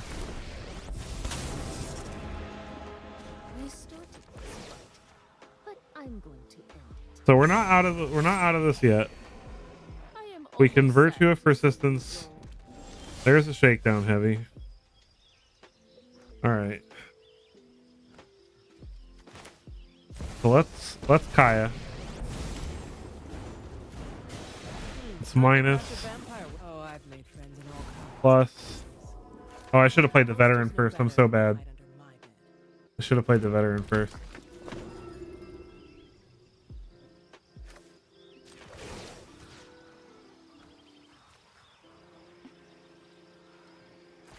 No, let's just make 2 samurai here. I guess that's it then. Gain 2 life. Protect the people.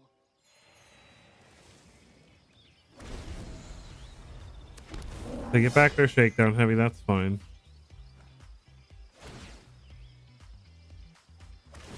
We'll just untap. We'll just let them draw the card.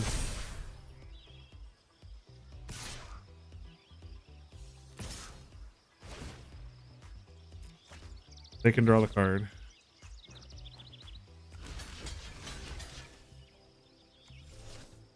What are they attacking? They're attacking the Kaya.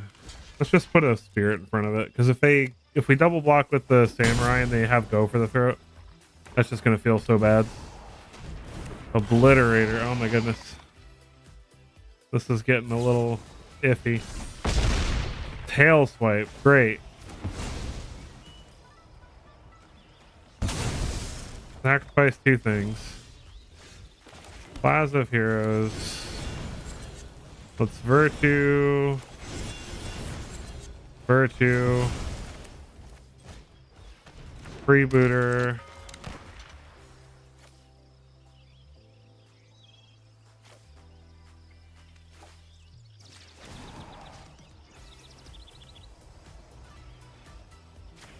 Exile the Freebooter, exile a Shakedown Heavy. Decline. Plus the Kaya. Put a counter on this. Get in. They're gonna get back their Obliterator. Oh, this is such a mess. What is with all these black decks today, man? I haven't played this many yeah, okay. GG. I haven't played this many Obliterate. I've been playing a lot of black decks lately, but I haven't seen this many Obliterators in one day.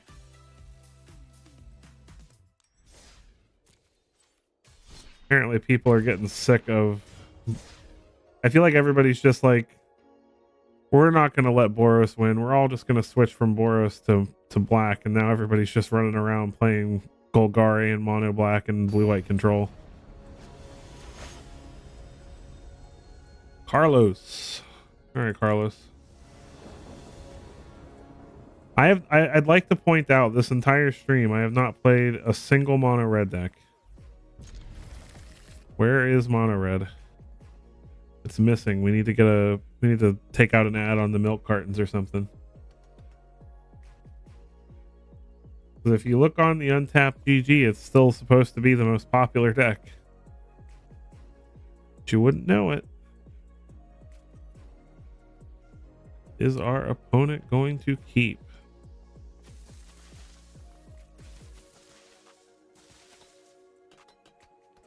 This is such a disturbingly beautiful board. All these roses and rose petals, and then you're like, oh, but they're made out of blood.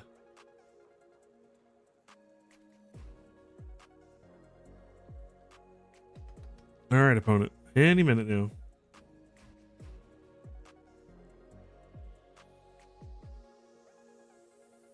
They need a "Hey, I'm live" emote. Like, come on.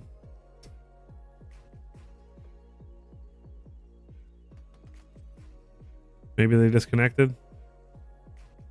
Sorry, guys.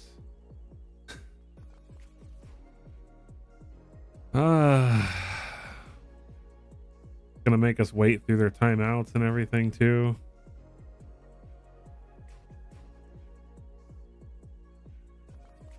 I would just concede, but I'm trying to get out of platinum, so I don't want to just give up the pip out of impatience.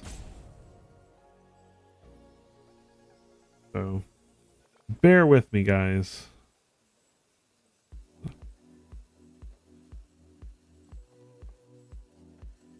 Maybe they just saw who I was and they're just intimidated. JK, nobody's intimidated by me. Not yet. Maybe one day.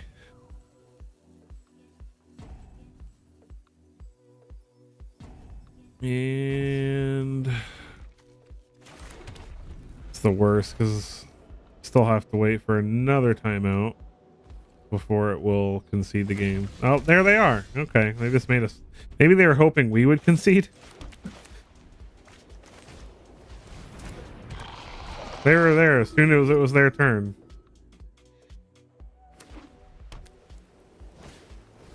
Ambitious farmhand. Are we gonna face a Phyrexian Vindicator deck now?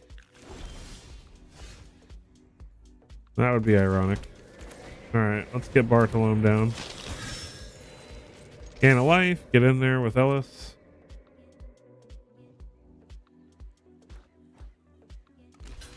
Really? Alright, they're just gonna block. That leads me to believe that they're probably a board wipe deck then.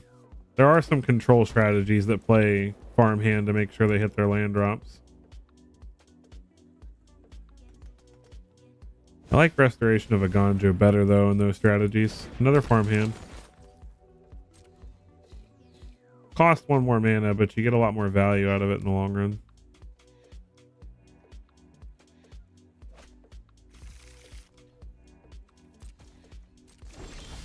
My turn.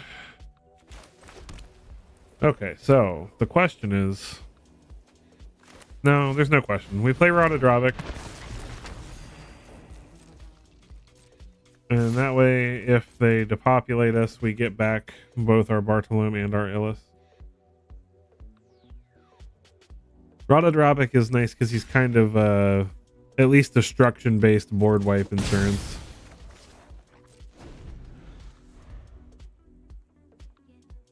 And then Bartolome mixed with Ellis Okor is also nice because we can sacrifice all of our stuff if they decide to Sunfall. I'm glad we didn't play Wedding Announcement last turn. I'm ready to make them regret that.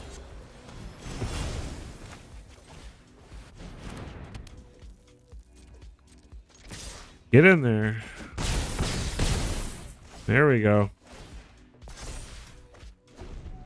Draw a card.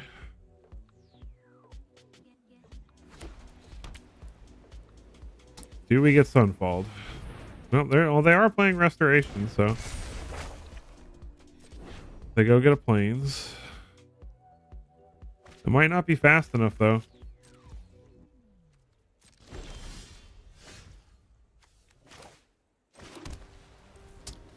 Okay, so if they have 2 mana, so they could have removal. So they're at 13. So we've got 3, 4, 5, 6, 7, 8, 9, 10.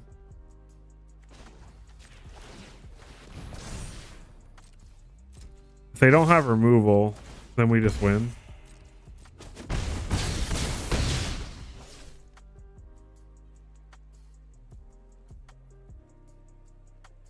Oh, not quite.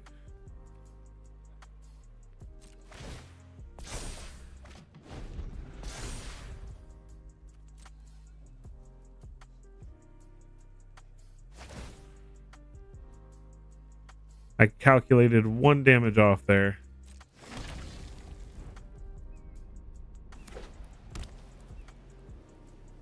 I am good at math, I promise.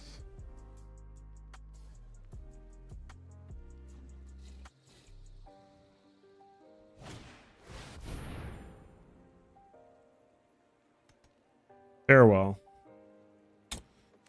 Well, let us sacrifice Rhododravic.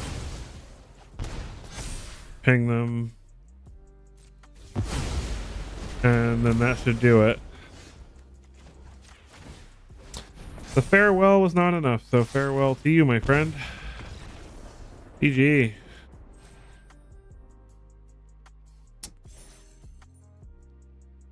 Almost there. 9 more pips and we're out of newbie platinum rank finally. I've been playing way too much Jank lately. I should have been in Diamond a long time ago.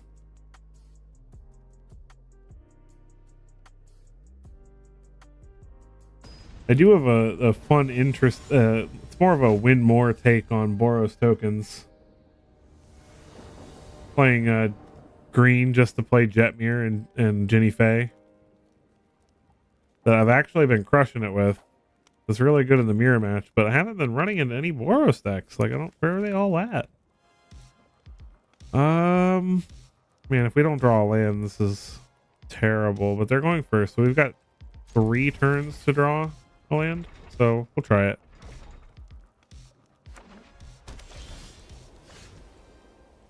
Yeah, I love that war deck, man. That war, it just the fact that they just have to, they can't efficiently remove a single creature in the entire deck. I really did make that deck as a joke. I did not expect it to work out so well. Well, it looks like this malicious eclipse might end up being really good. We'll have to see. I'm gonna play Bartolome just in case.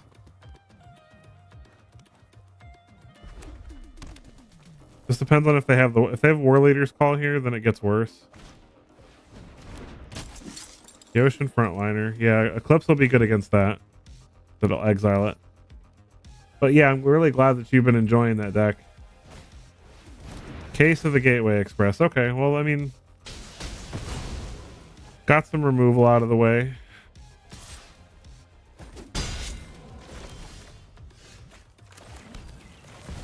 We can play Tomik, and Tomik survives the Eclipse. They will get a token off this Baird this turn if they decide to attack with both, but I don't know if they will. I would love that, though, because then we get a trigger off Tomik. It's another card people have to read. And in this deck, we actually get to take advantage of the affinity for Planeswalkers every once in a while. But I mean, he's really good even without the affinity for Planeswalkers. Just punishing our opponents for... Oh, okay. Ossification. Punishing our opponents for attacking with multiple creatures is always fun. I really don't want to Eclipse with just 2 things on the board. Like, I want to be greedy. Play something else. Play a 1-drop. You know you want to play a Voldaren Epicure.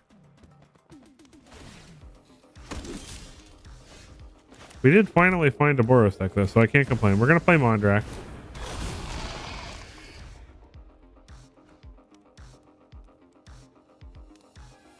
Do they have another ossification? War Leader's Call. That is a problem, because that does mean we can't kill Baird.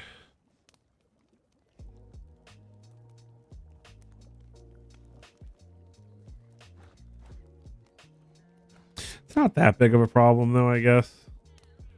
So we can just exile it with Kaya.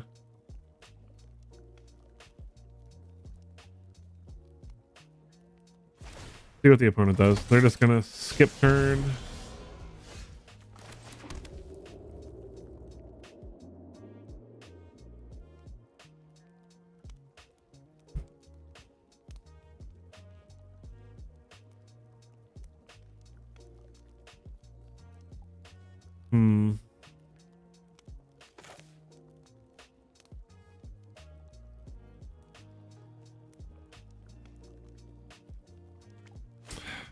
Tough.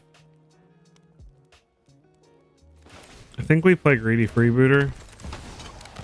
We're just gonna have to sacrifice a few things to make sure this goes the way we want it to. We need to get rid of Baird. I'm not afraid of families. They're afraid of... We're gonna lose our Kaya, but then we can... This puts them in a position where they do need to actually start playing creatures and flooding the board. And then Eclipse should clean things up pretty nicely. Yep. So they're starting to flood the board now. We get pinged for 2. Let's see if they go out. They might just go face in an attempt to rush us down. which would be fantastic. Gleeful Demolition. Oh, this is great. Oh, this is wonderful. I can't believe they didn't attack.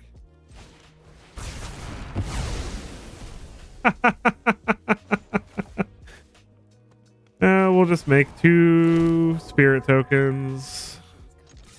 Get in for 2.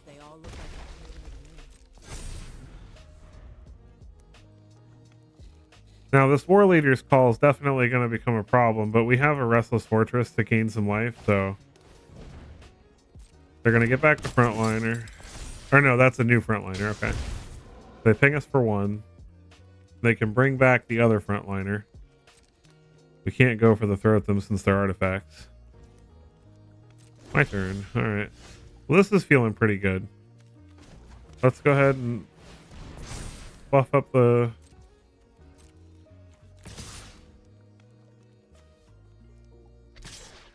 Get in like this. Gain a little bit of life back.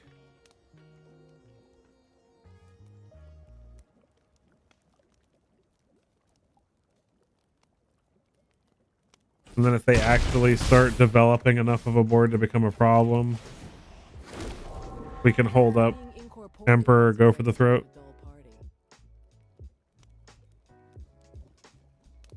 But making 2 spirit tokens a turn is pretty nice. Yeah, that'll do it. All right, Boros, out of here. We built this deck to beat Boros, so it feels good to finally find one and crush it.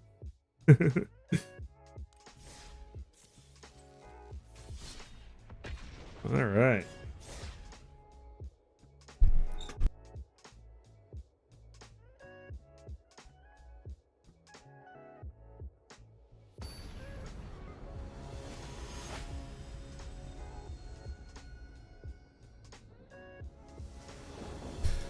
I know how to turn my mic back on. For any of you who are just joining us, in case you're not sure what we're doing, we are playing a fun Orzhov Aristocrats, like legendary token fun stuff kind of deck. I know my descriptions are just on point, right? But we're taking advantage of a bunch of new cards from the new set, like Teysa and Kaya Spirit's Justice. This is a fine hand. We'll keep. Just trying to outvalue our opponent with lots and lots of tokens. Lunarch Veteran is good. We'll keep that on top.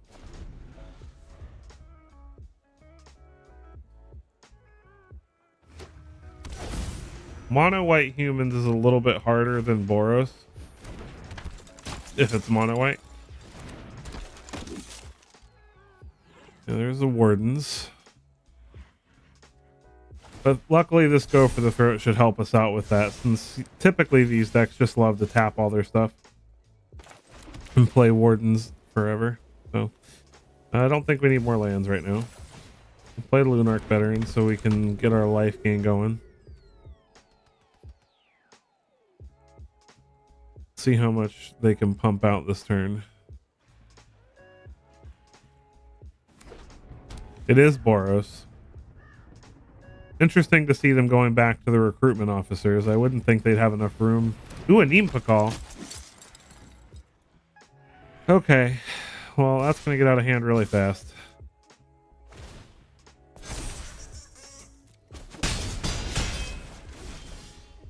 The Neem Pakal is such an underrated card.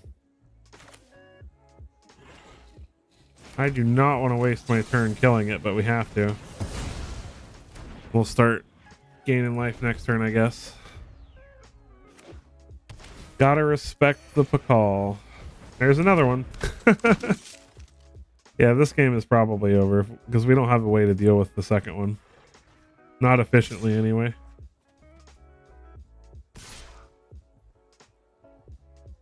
Opponent gets in.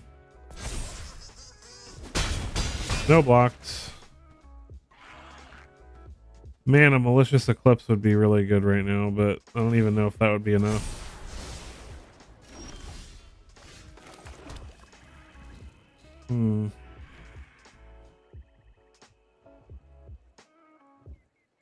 Yeah, I don't think we can do a whole lot about this.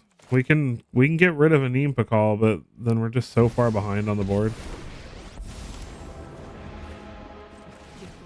This will be child's play. We'll give it a shot Nobody's ready to die. That's why so many stick around after they do. because Malicious Eclipse still kills most of their board, and we can deal with the Warden of the Inner Sky if we have to. So we still have a shot, but we need to draw Malicious Eclipse. Get lost is fine. Dematerializing? Huh. Little do they know we have a Bartolome that will eat those up gladly. Play with fire or face. 2, 3, 4, 5. It's not quite lethal, but it's pretty close.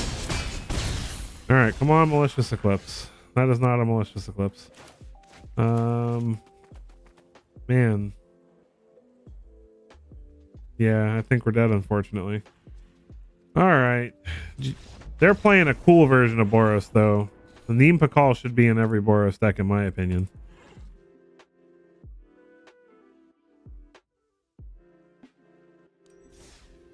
All right. Let's see. Let's see if I got anything else cool to play for you guys for the last half an hour before we scooch on out of here. I mean, I could show you my Winmore version of Boros.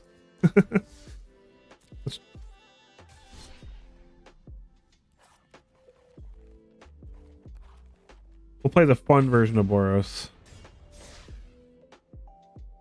I can never just play the best versions of the deck. I always got to find some fun way to make it interesting.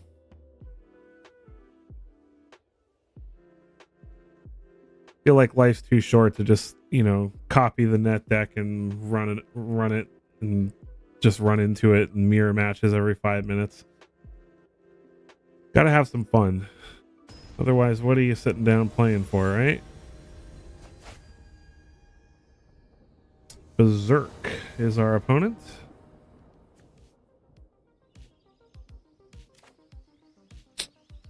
Opponent goes first. This is a good hand, though. Razor Verge ticket for the opponent. Is it enchantments? Play an epic here. Let's see if we draw a Gala Greeters. Okay, so we're playing something interesting at least. Let's get in there with the epic here, see if they want to block. Probably do not.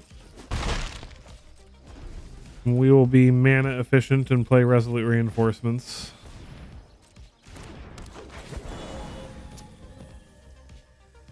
They make a treasure token. Are they missing a land drop? Looks like it.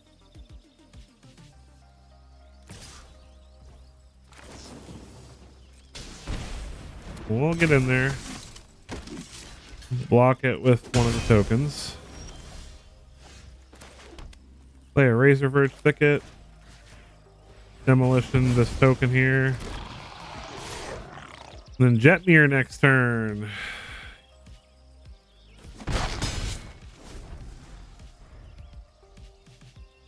Imidane Recruiter is great, but Jetmir gives us trample. Lunarch Veteran. See if they're going to gain life or make a treasure. They make a treasure. Hopeful Initiate. They gain a life, gain 2 life.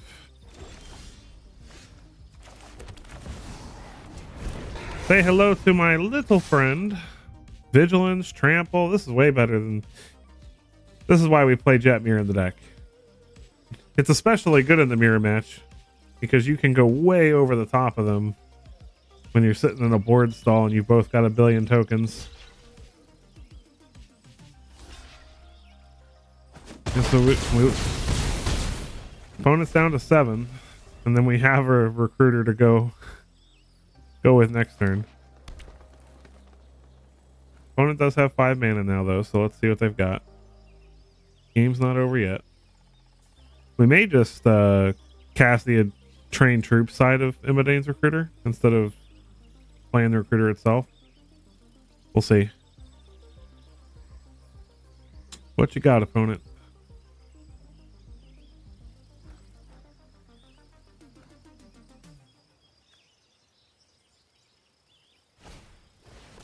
Adeline, Resplendent Cathar. That's a good blocker. And a Luminous Phantom.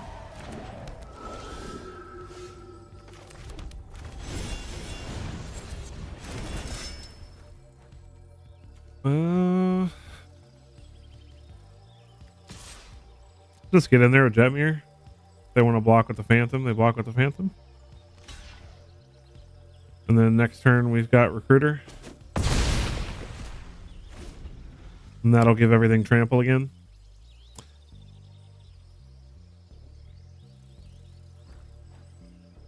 See if they have removal for Jetmir. They do not. That is pretty good though.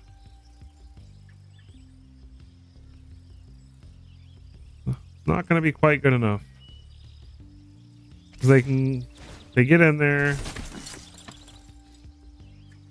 And we'll block the 2/1/1s. And then everything's small again.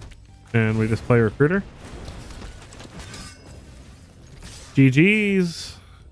That's a lot of damage.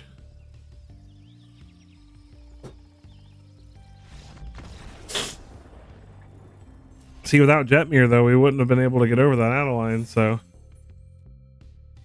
Jetmir. Oh boy.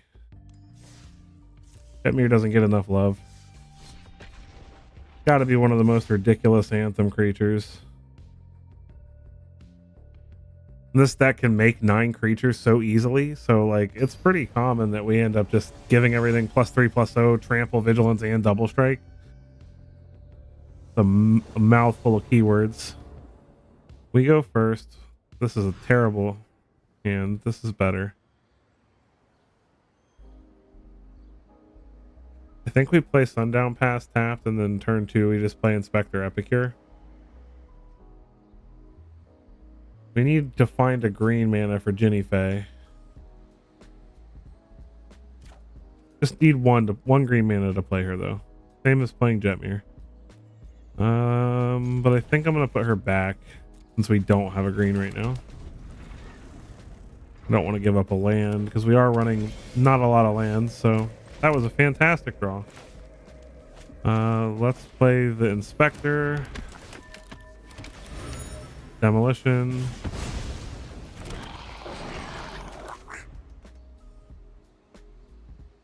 This deck is so unfair. Oh, okay. I'm gonna play a Neem Pakal. Get him with 1 demolition token.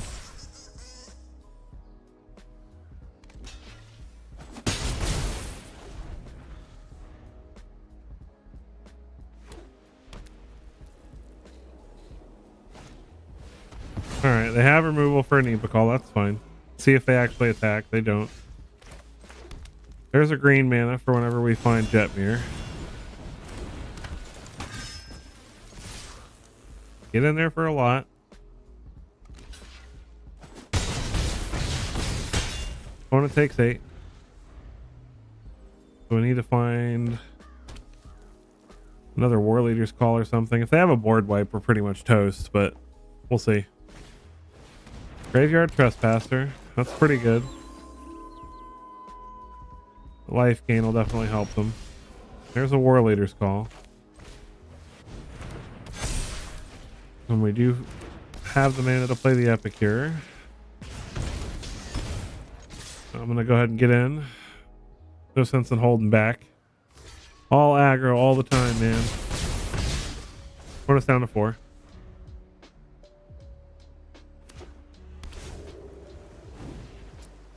And then we have a lot of really good draws, so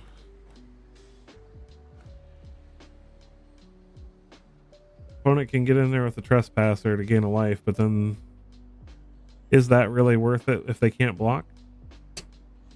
Opponent's got to decide. March of Wretched Sorrow. Pretty good. Gains them a lot of life. Case of the Gateway Express, but we can't discard to it. So we can't target the Trespasser with that. So we gotta find something better. That's a land. Alright. Unfortunate. There's a Shieldred. Alright. We need to draw something good right now. Well, Sokinzan's pretty good.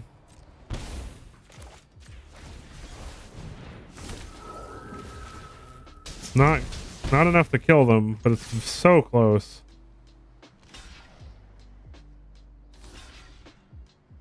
Puts them down to 1. And they can gain 4 life this turn, so they're going to gain 2 from the Shieldred. And if they attack with the Glutton, they can gain 2 more.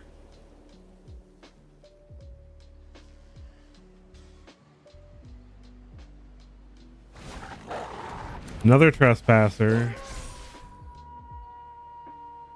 Man, life gain. It's getting us. Now if they attack with the Glutton, they can exile 2 more. Oh, nope, they're out of creatures. No, they have their own underdog. Alright, well, here's 1 damage.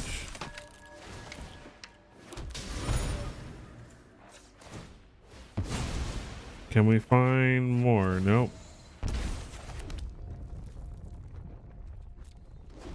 Okay, I think they got away from us.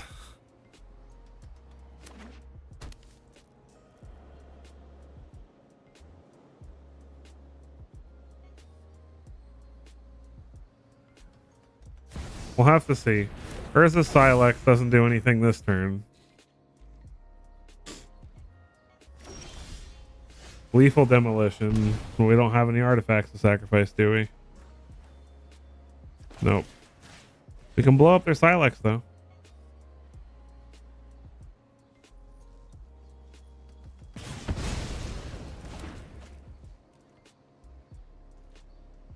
Alright, I'll give it 1 more turn.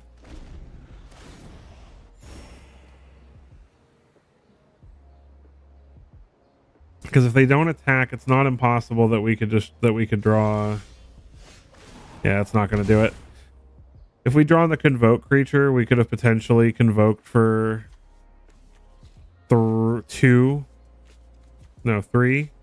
and then found enough creatures to get there, but oh well.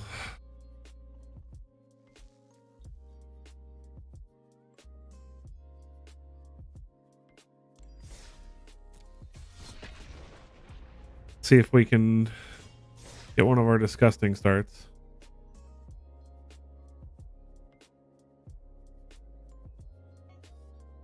Knight Errant of Eos is it's almost too good. Like, I almost feel like the card could use a ban. I don't think they will ban it, but this deck would not be anywhere near as good as it is without Knight Errant of Eos.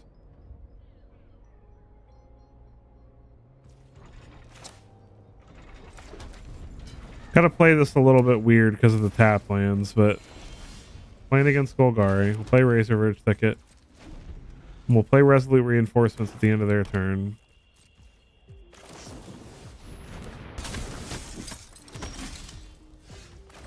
Play Battlefield Forge.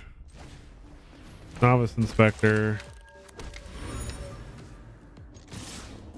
Get in there for 2.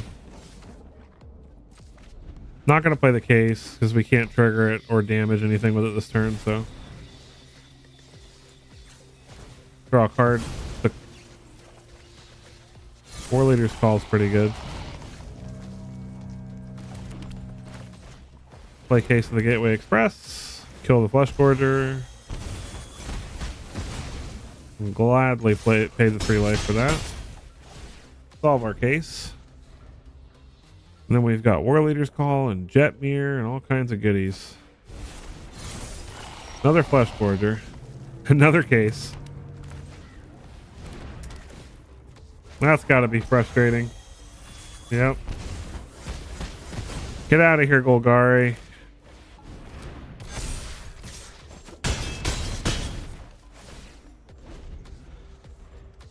That's fair. Fair magic we're playing right now. Virtue of persistence. Slows us down a little bit. Tracks us fall. Okay.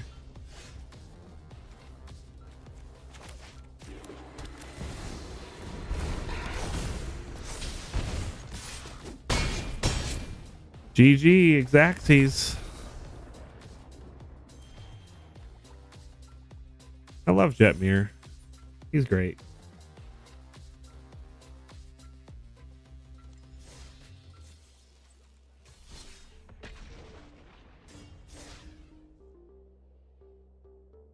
At this rate, maybe we can get out of platinum real quick. We can just have some quick games. Ghost Monster. What is Ghost Monster playing? This is fine. Murex for the opponent and a crawling chorus. Alright, we'll play Novice Inspector, since that nicely blocks the crawling chorus. Another Murex. Grel's Hive. Well, they don't have any colored mana really. So we get in there with the Inspector, see if they block. They do.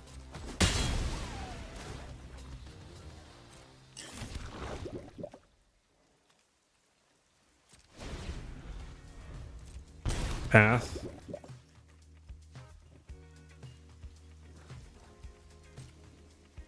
That was a really greedy hand for them to keep.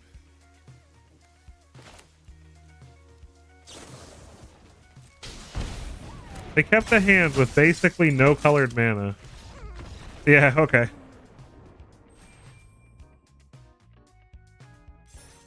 Maybe the games will go quick enough.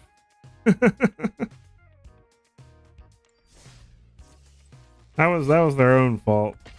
You don't keep a hand with no colored mana. Murex only counts as colored mana once. Silly opponent. Captain Canuck. Another Ashiok avatar. Ooh, nope.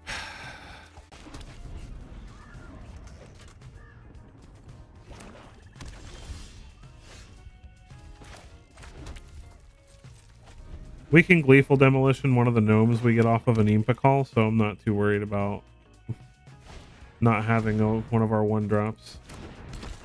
Graveyard Trespasser is a pain.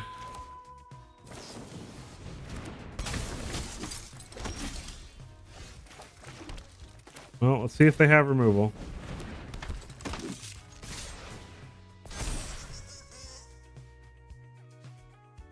See if they choose to block the gnome. If they're smart, they'll block the gnome. Nope. They may have removal for Pakal, though. Turn 4, though. Yeah, they have it. That's unfortunate. But if we draw a land, we can still play War Leader's Call. Liliana of the Veil. Are they going to make us discard?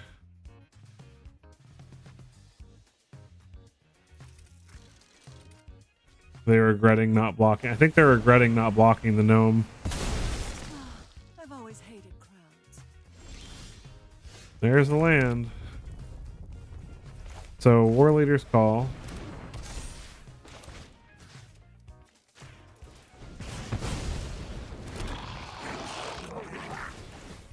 Ping them 3 times.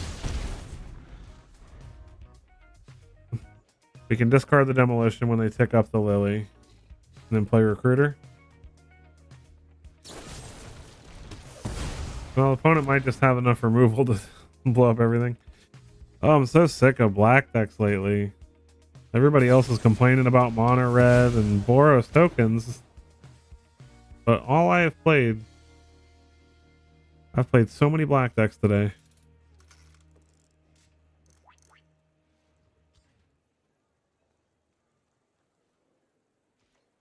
No more removal? All right, we need to draw. Perfect.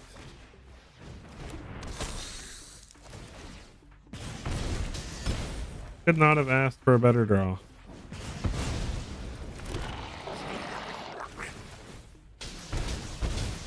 Warleader's Call is a fair card.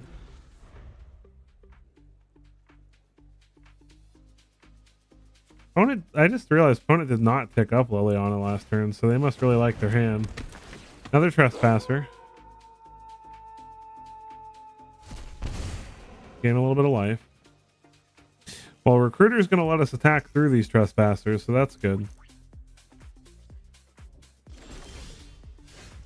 Man, and we draw another Epic here to go with it.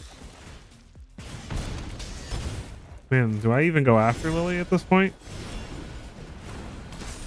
I don't think I do. I think I just attacked her face. Face is the place. That's lethal. Even with a cut down, I think. Yeah. Only got 2 blockers, so GG's. Through all that removal, we still got there.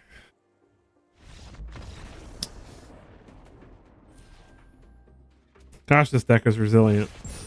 All right, almost there. Platinum tier 1. And we do it in 15 minutes. Average game with this deck is only like 2 or 3 minutes, so we'll see. I'm ready. Vlad the Impaler. All right, Vlad. Well, we got the dream here. Ticket Inspector.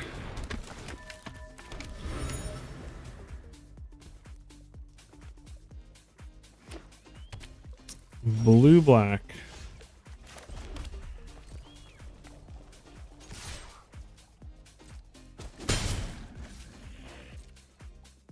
Play the reinforcements on their turn. Now the question is this control or is this a reenact the crime deck? If it's a reenact the crime deck, we may be fast enough to just get under their combo.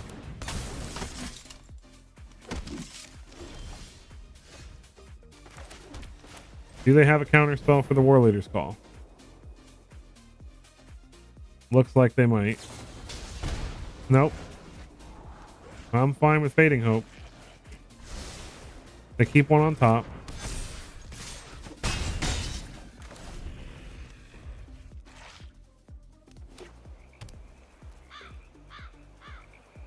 They don't have an enabler yet. Jace the Perfected Mind. What are they going to do with Jace? They're going to mill us. I'm so confused as to what's happening right now, but I'm here to find out.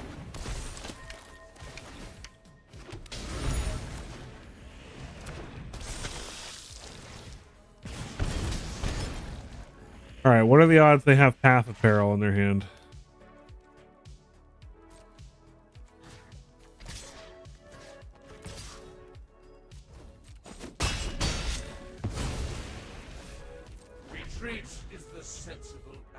I'm holding on to the Gleeful Demolition because I am scared they have Path of Peril. Okay, they don't have it. Because they're playing Jace, so they might have been a more traditional blue-black control deck, and I just don't want to Gleeful Demolition and lose all of our tokens. Quick game, quick game.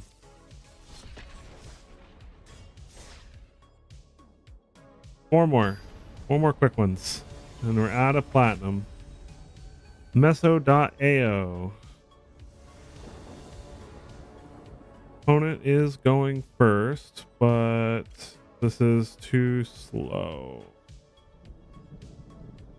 Is it though? It's really not that bad. We get some draws. All right. Mirror match time. They got a better start than us though already, so, and they get to go first. So we're probably, oh wait, Vampire. Okay.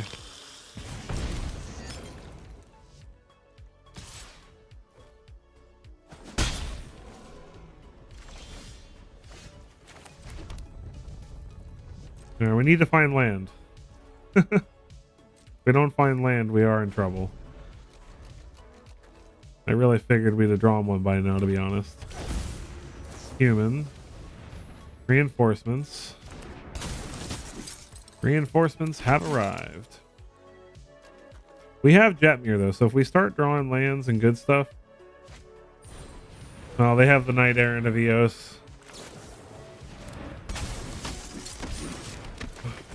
They're way ahead now. Maybe they whiff. Nope. And we don't draw land. Alright. Save ourselves the time, because that is not a game we are winning. Oh man, I was hoping we would get the diamond before 11, but well, 11 my time. I don't know what time it is for all of you, but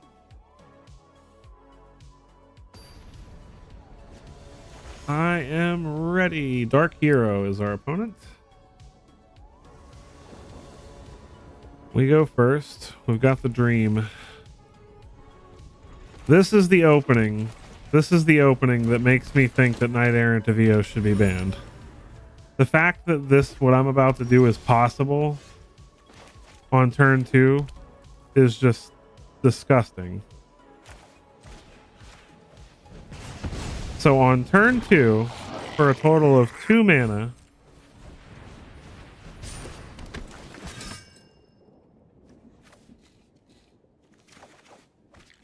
on turn 2, we have 4, 5, 6, 7, 8 power, 9 toughness on board, and we just basically drew 2 cards. How is that fair on turn 2? It's not. And now I'm going to play a Novice Inspector and a Reinforcements. Looks like our opponent's playing Boros also. And I'm going to Knight Errant of Eos again.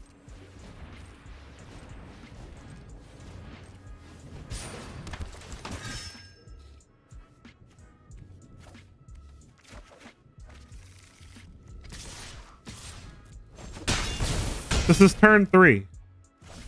This feels like a modern deck right now. Like, this is ridiculous. Hey, you know what? You know what? Vanquish the Horde's a good card against us. Oh, man. All right. The sad part is, though, is we still have a good line.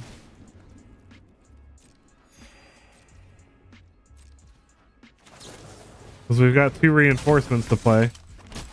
And we would not have this if we hadn't drawn all those cards from the recruiters. So let's go ahead and get recruiter down now before they wipe our board again. I'm sure they have like a helix or something. So I thought it was a mirror match, but it looks like it's Boros control. So the opponent's down to 7. Are they going to fare well? No, they got another board wipe. We have another fantastic follow-up to that, though. Do they have another board wipe? Yes, they do. But at least we get a bat. 3 Vanquish the Hordes in a row. All right. Okay, well now we have a Nimpa call. All right, now if they play a 4th Vanquish the Horde, I'm calling some sus activities over here. Oh, oh my goodness. Board wipe city. It's depressing after this many board wipes that there's still a chance we could win this. That's a pretty good card. So farewell. So 3 Vanquish the Hordes and a farewell. If we win this game, oh my god.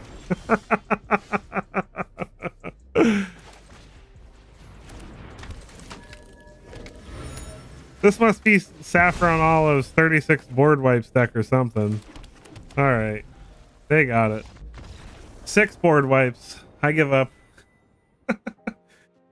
The sad part is, though, we almost won through 5 of them. If they hadn't had the 6th one. Oh man.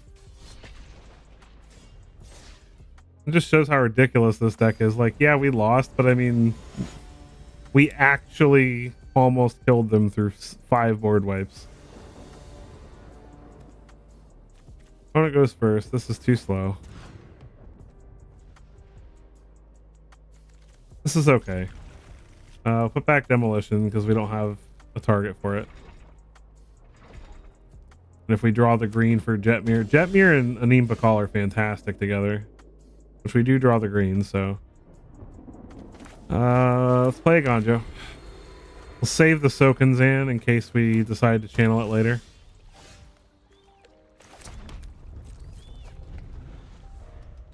Let's see what form of Esper this is.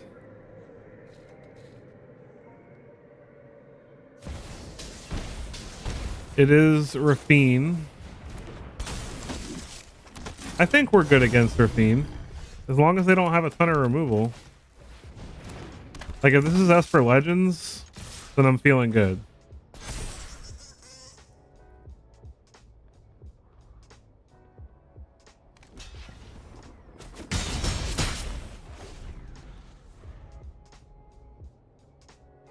They have removal for Anim Pakal, then we're big sad, but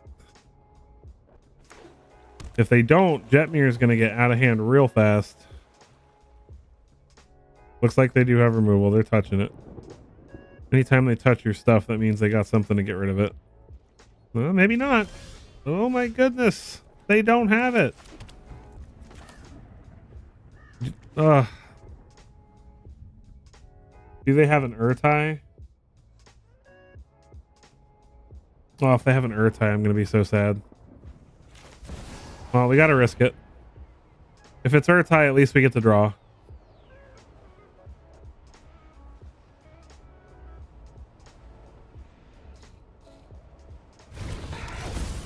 Well, they don't Urtai yet.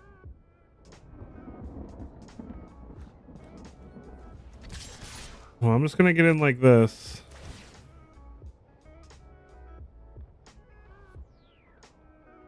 Because if I attack with a Anim Pakal, then they can block with Urtai and kill it. At least this way I'm forcing them to choose between Jetmir and Anim Pakal. Which honestly, I'd rather them kill Jetmir. But they waited too long. I think they were hoping to get us. But they should have killed either Jetmir or Anim Pakal before the trigger. It was definitely a risk for them, and they're gonna regret it.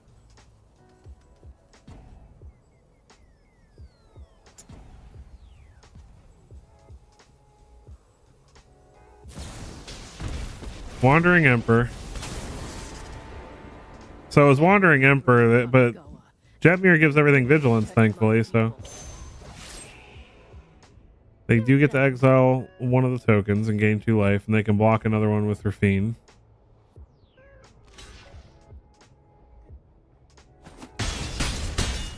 But they need to deal with one of these guys right now or they're dead for sure. Wedding Announcement is not even close to good enough right now. Because now we can play Voldaren, Epicure, Sokanzan, and then we'll have 9 creatures when we attack with an Anim Pakal. Then Trample, Double Strike. GG. Alright. Well, unfortunately, we did not make it all the way to Diamond, but we started at the bottom of Platinum. I think we were in Plat 1 when I started, and we're almost out of Platinum now. We had a lot of fun. Played a lot of fun decks doing it. I had an absolute blast playing with you guys, talking with you guys, laughing with you guys. I really enjoyed doing this, and I'm so thankful and appreciative for those of you who decided to check out the stream and stick around. And hopefully we can do this more often, and I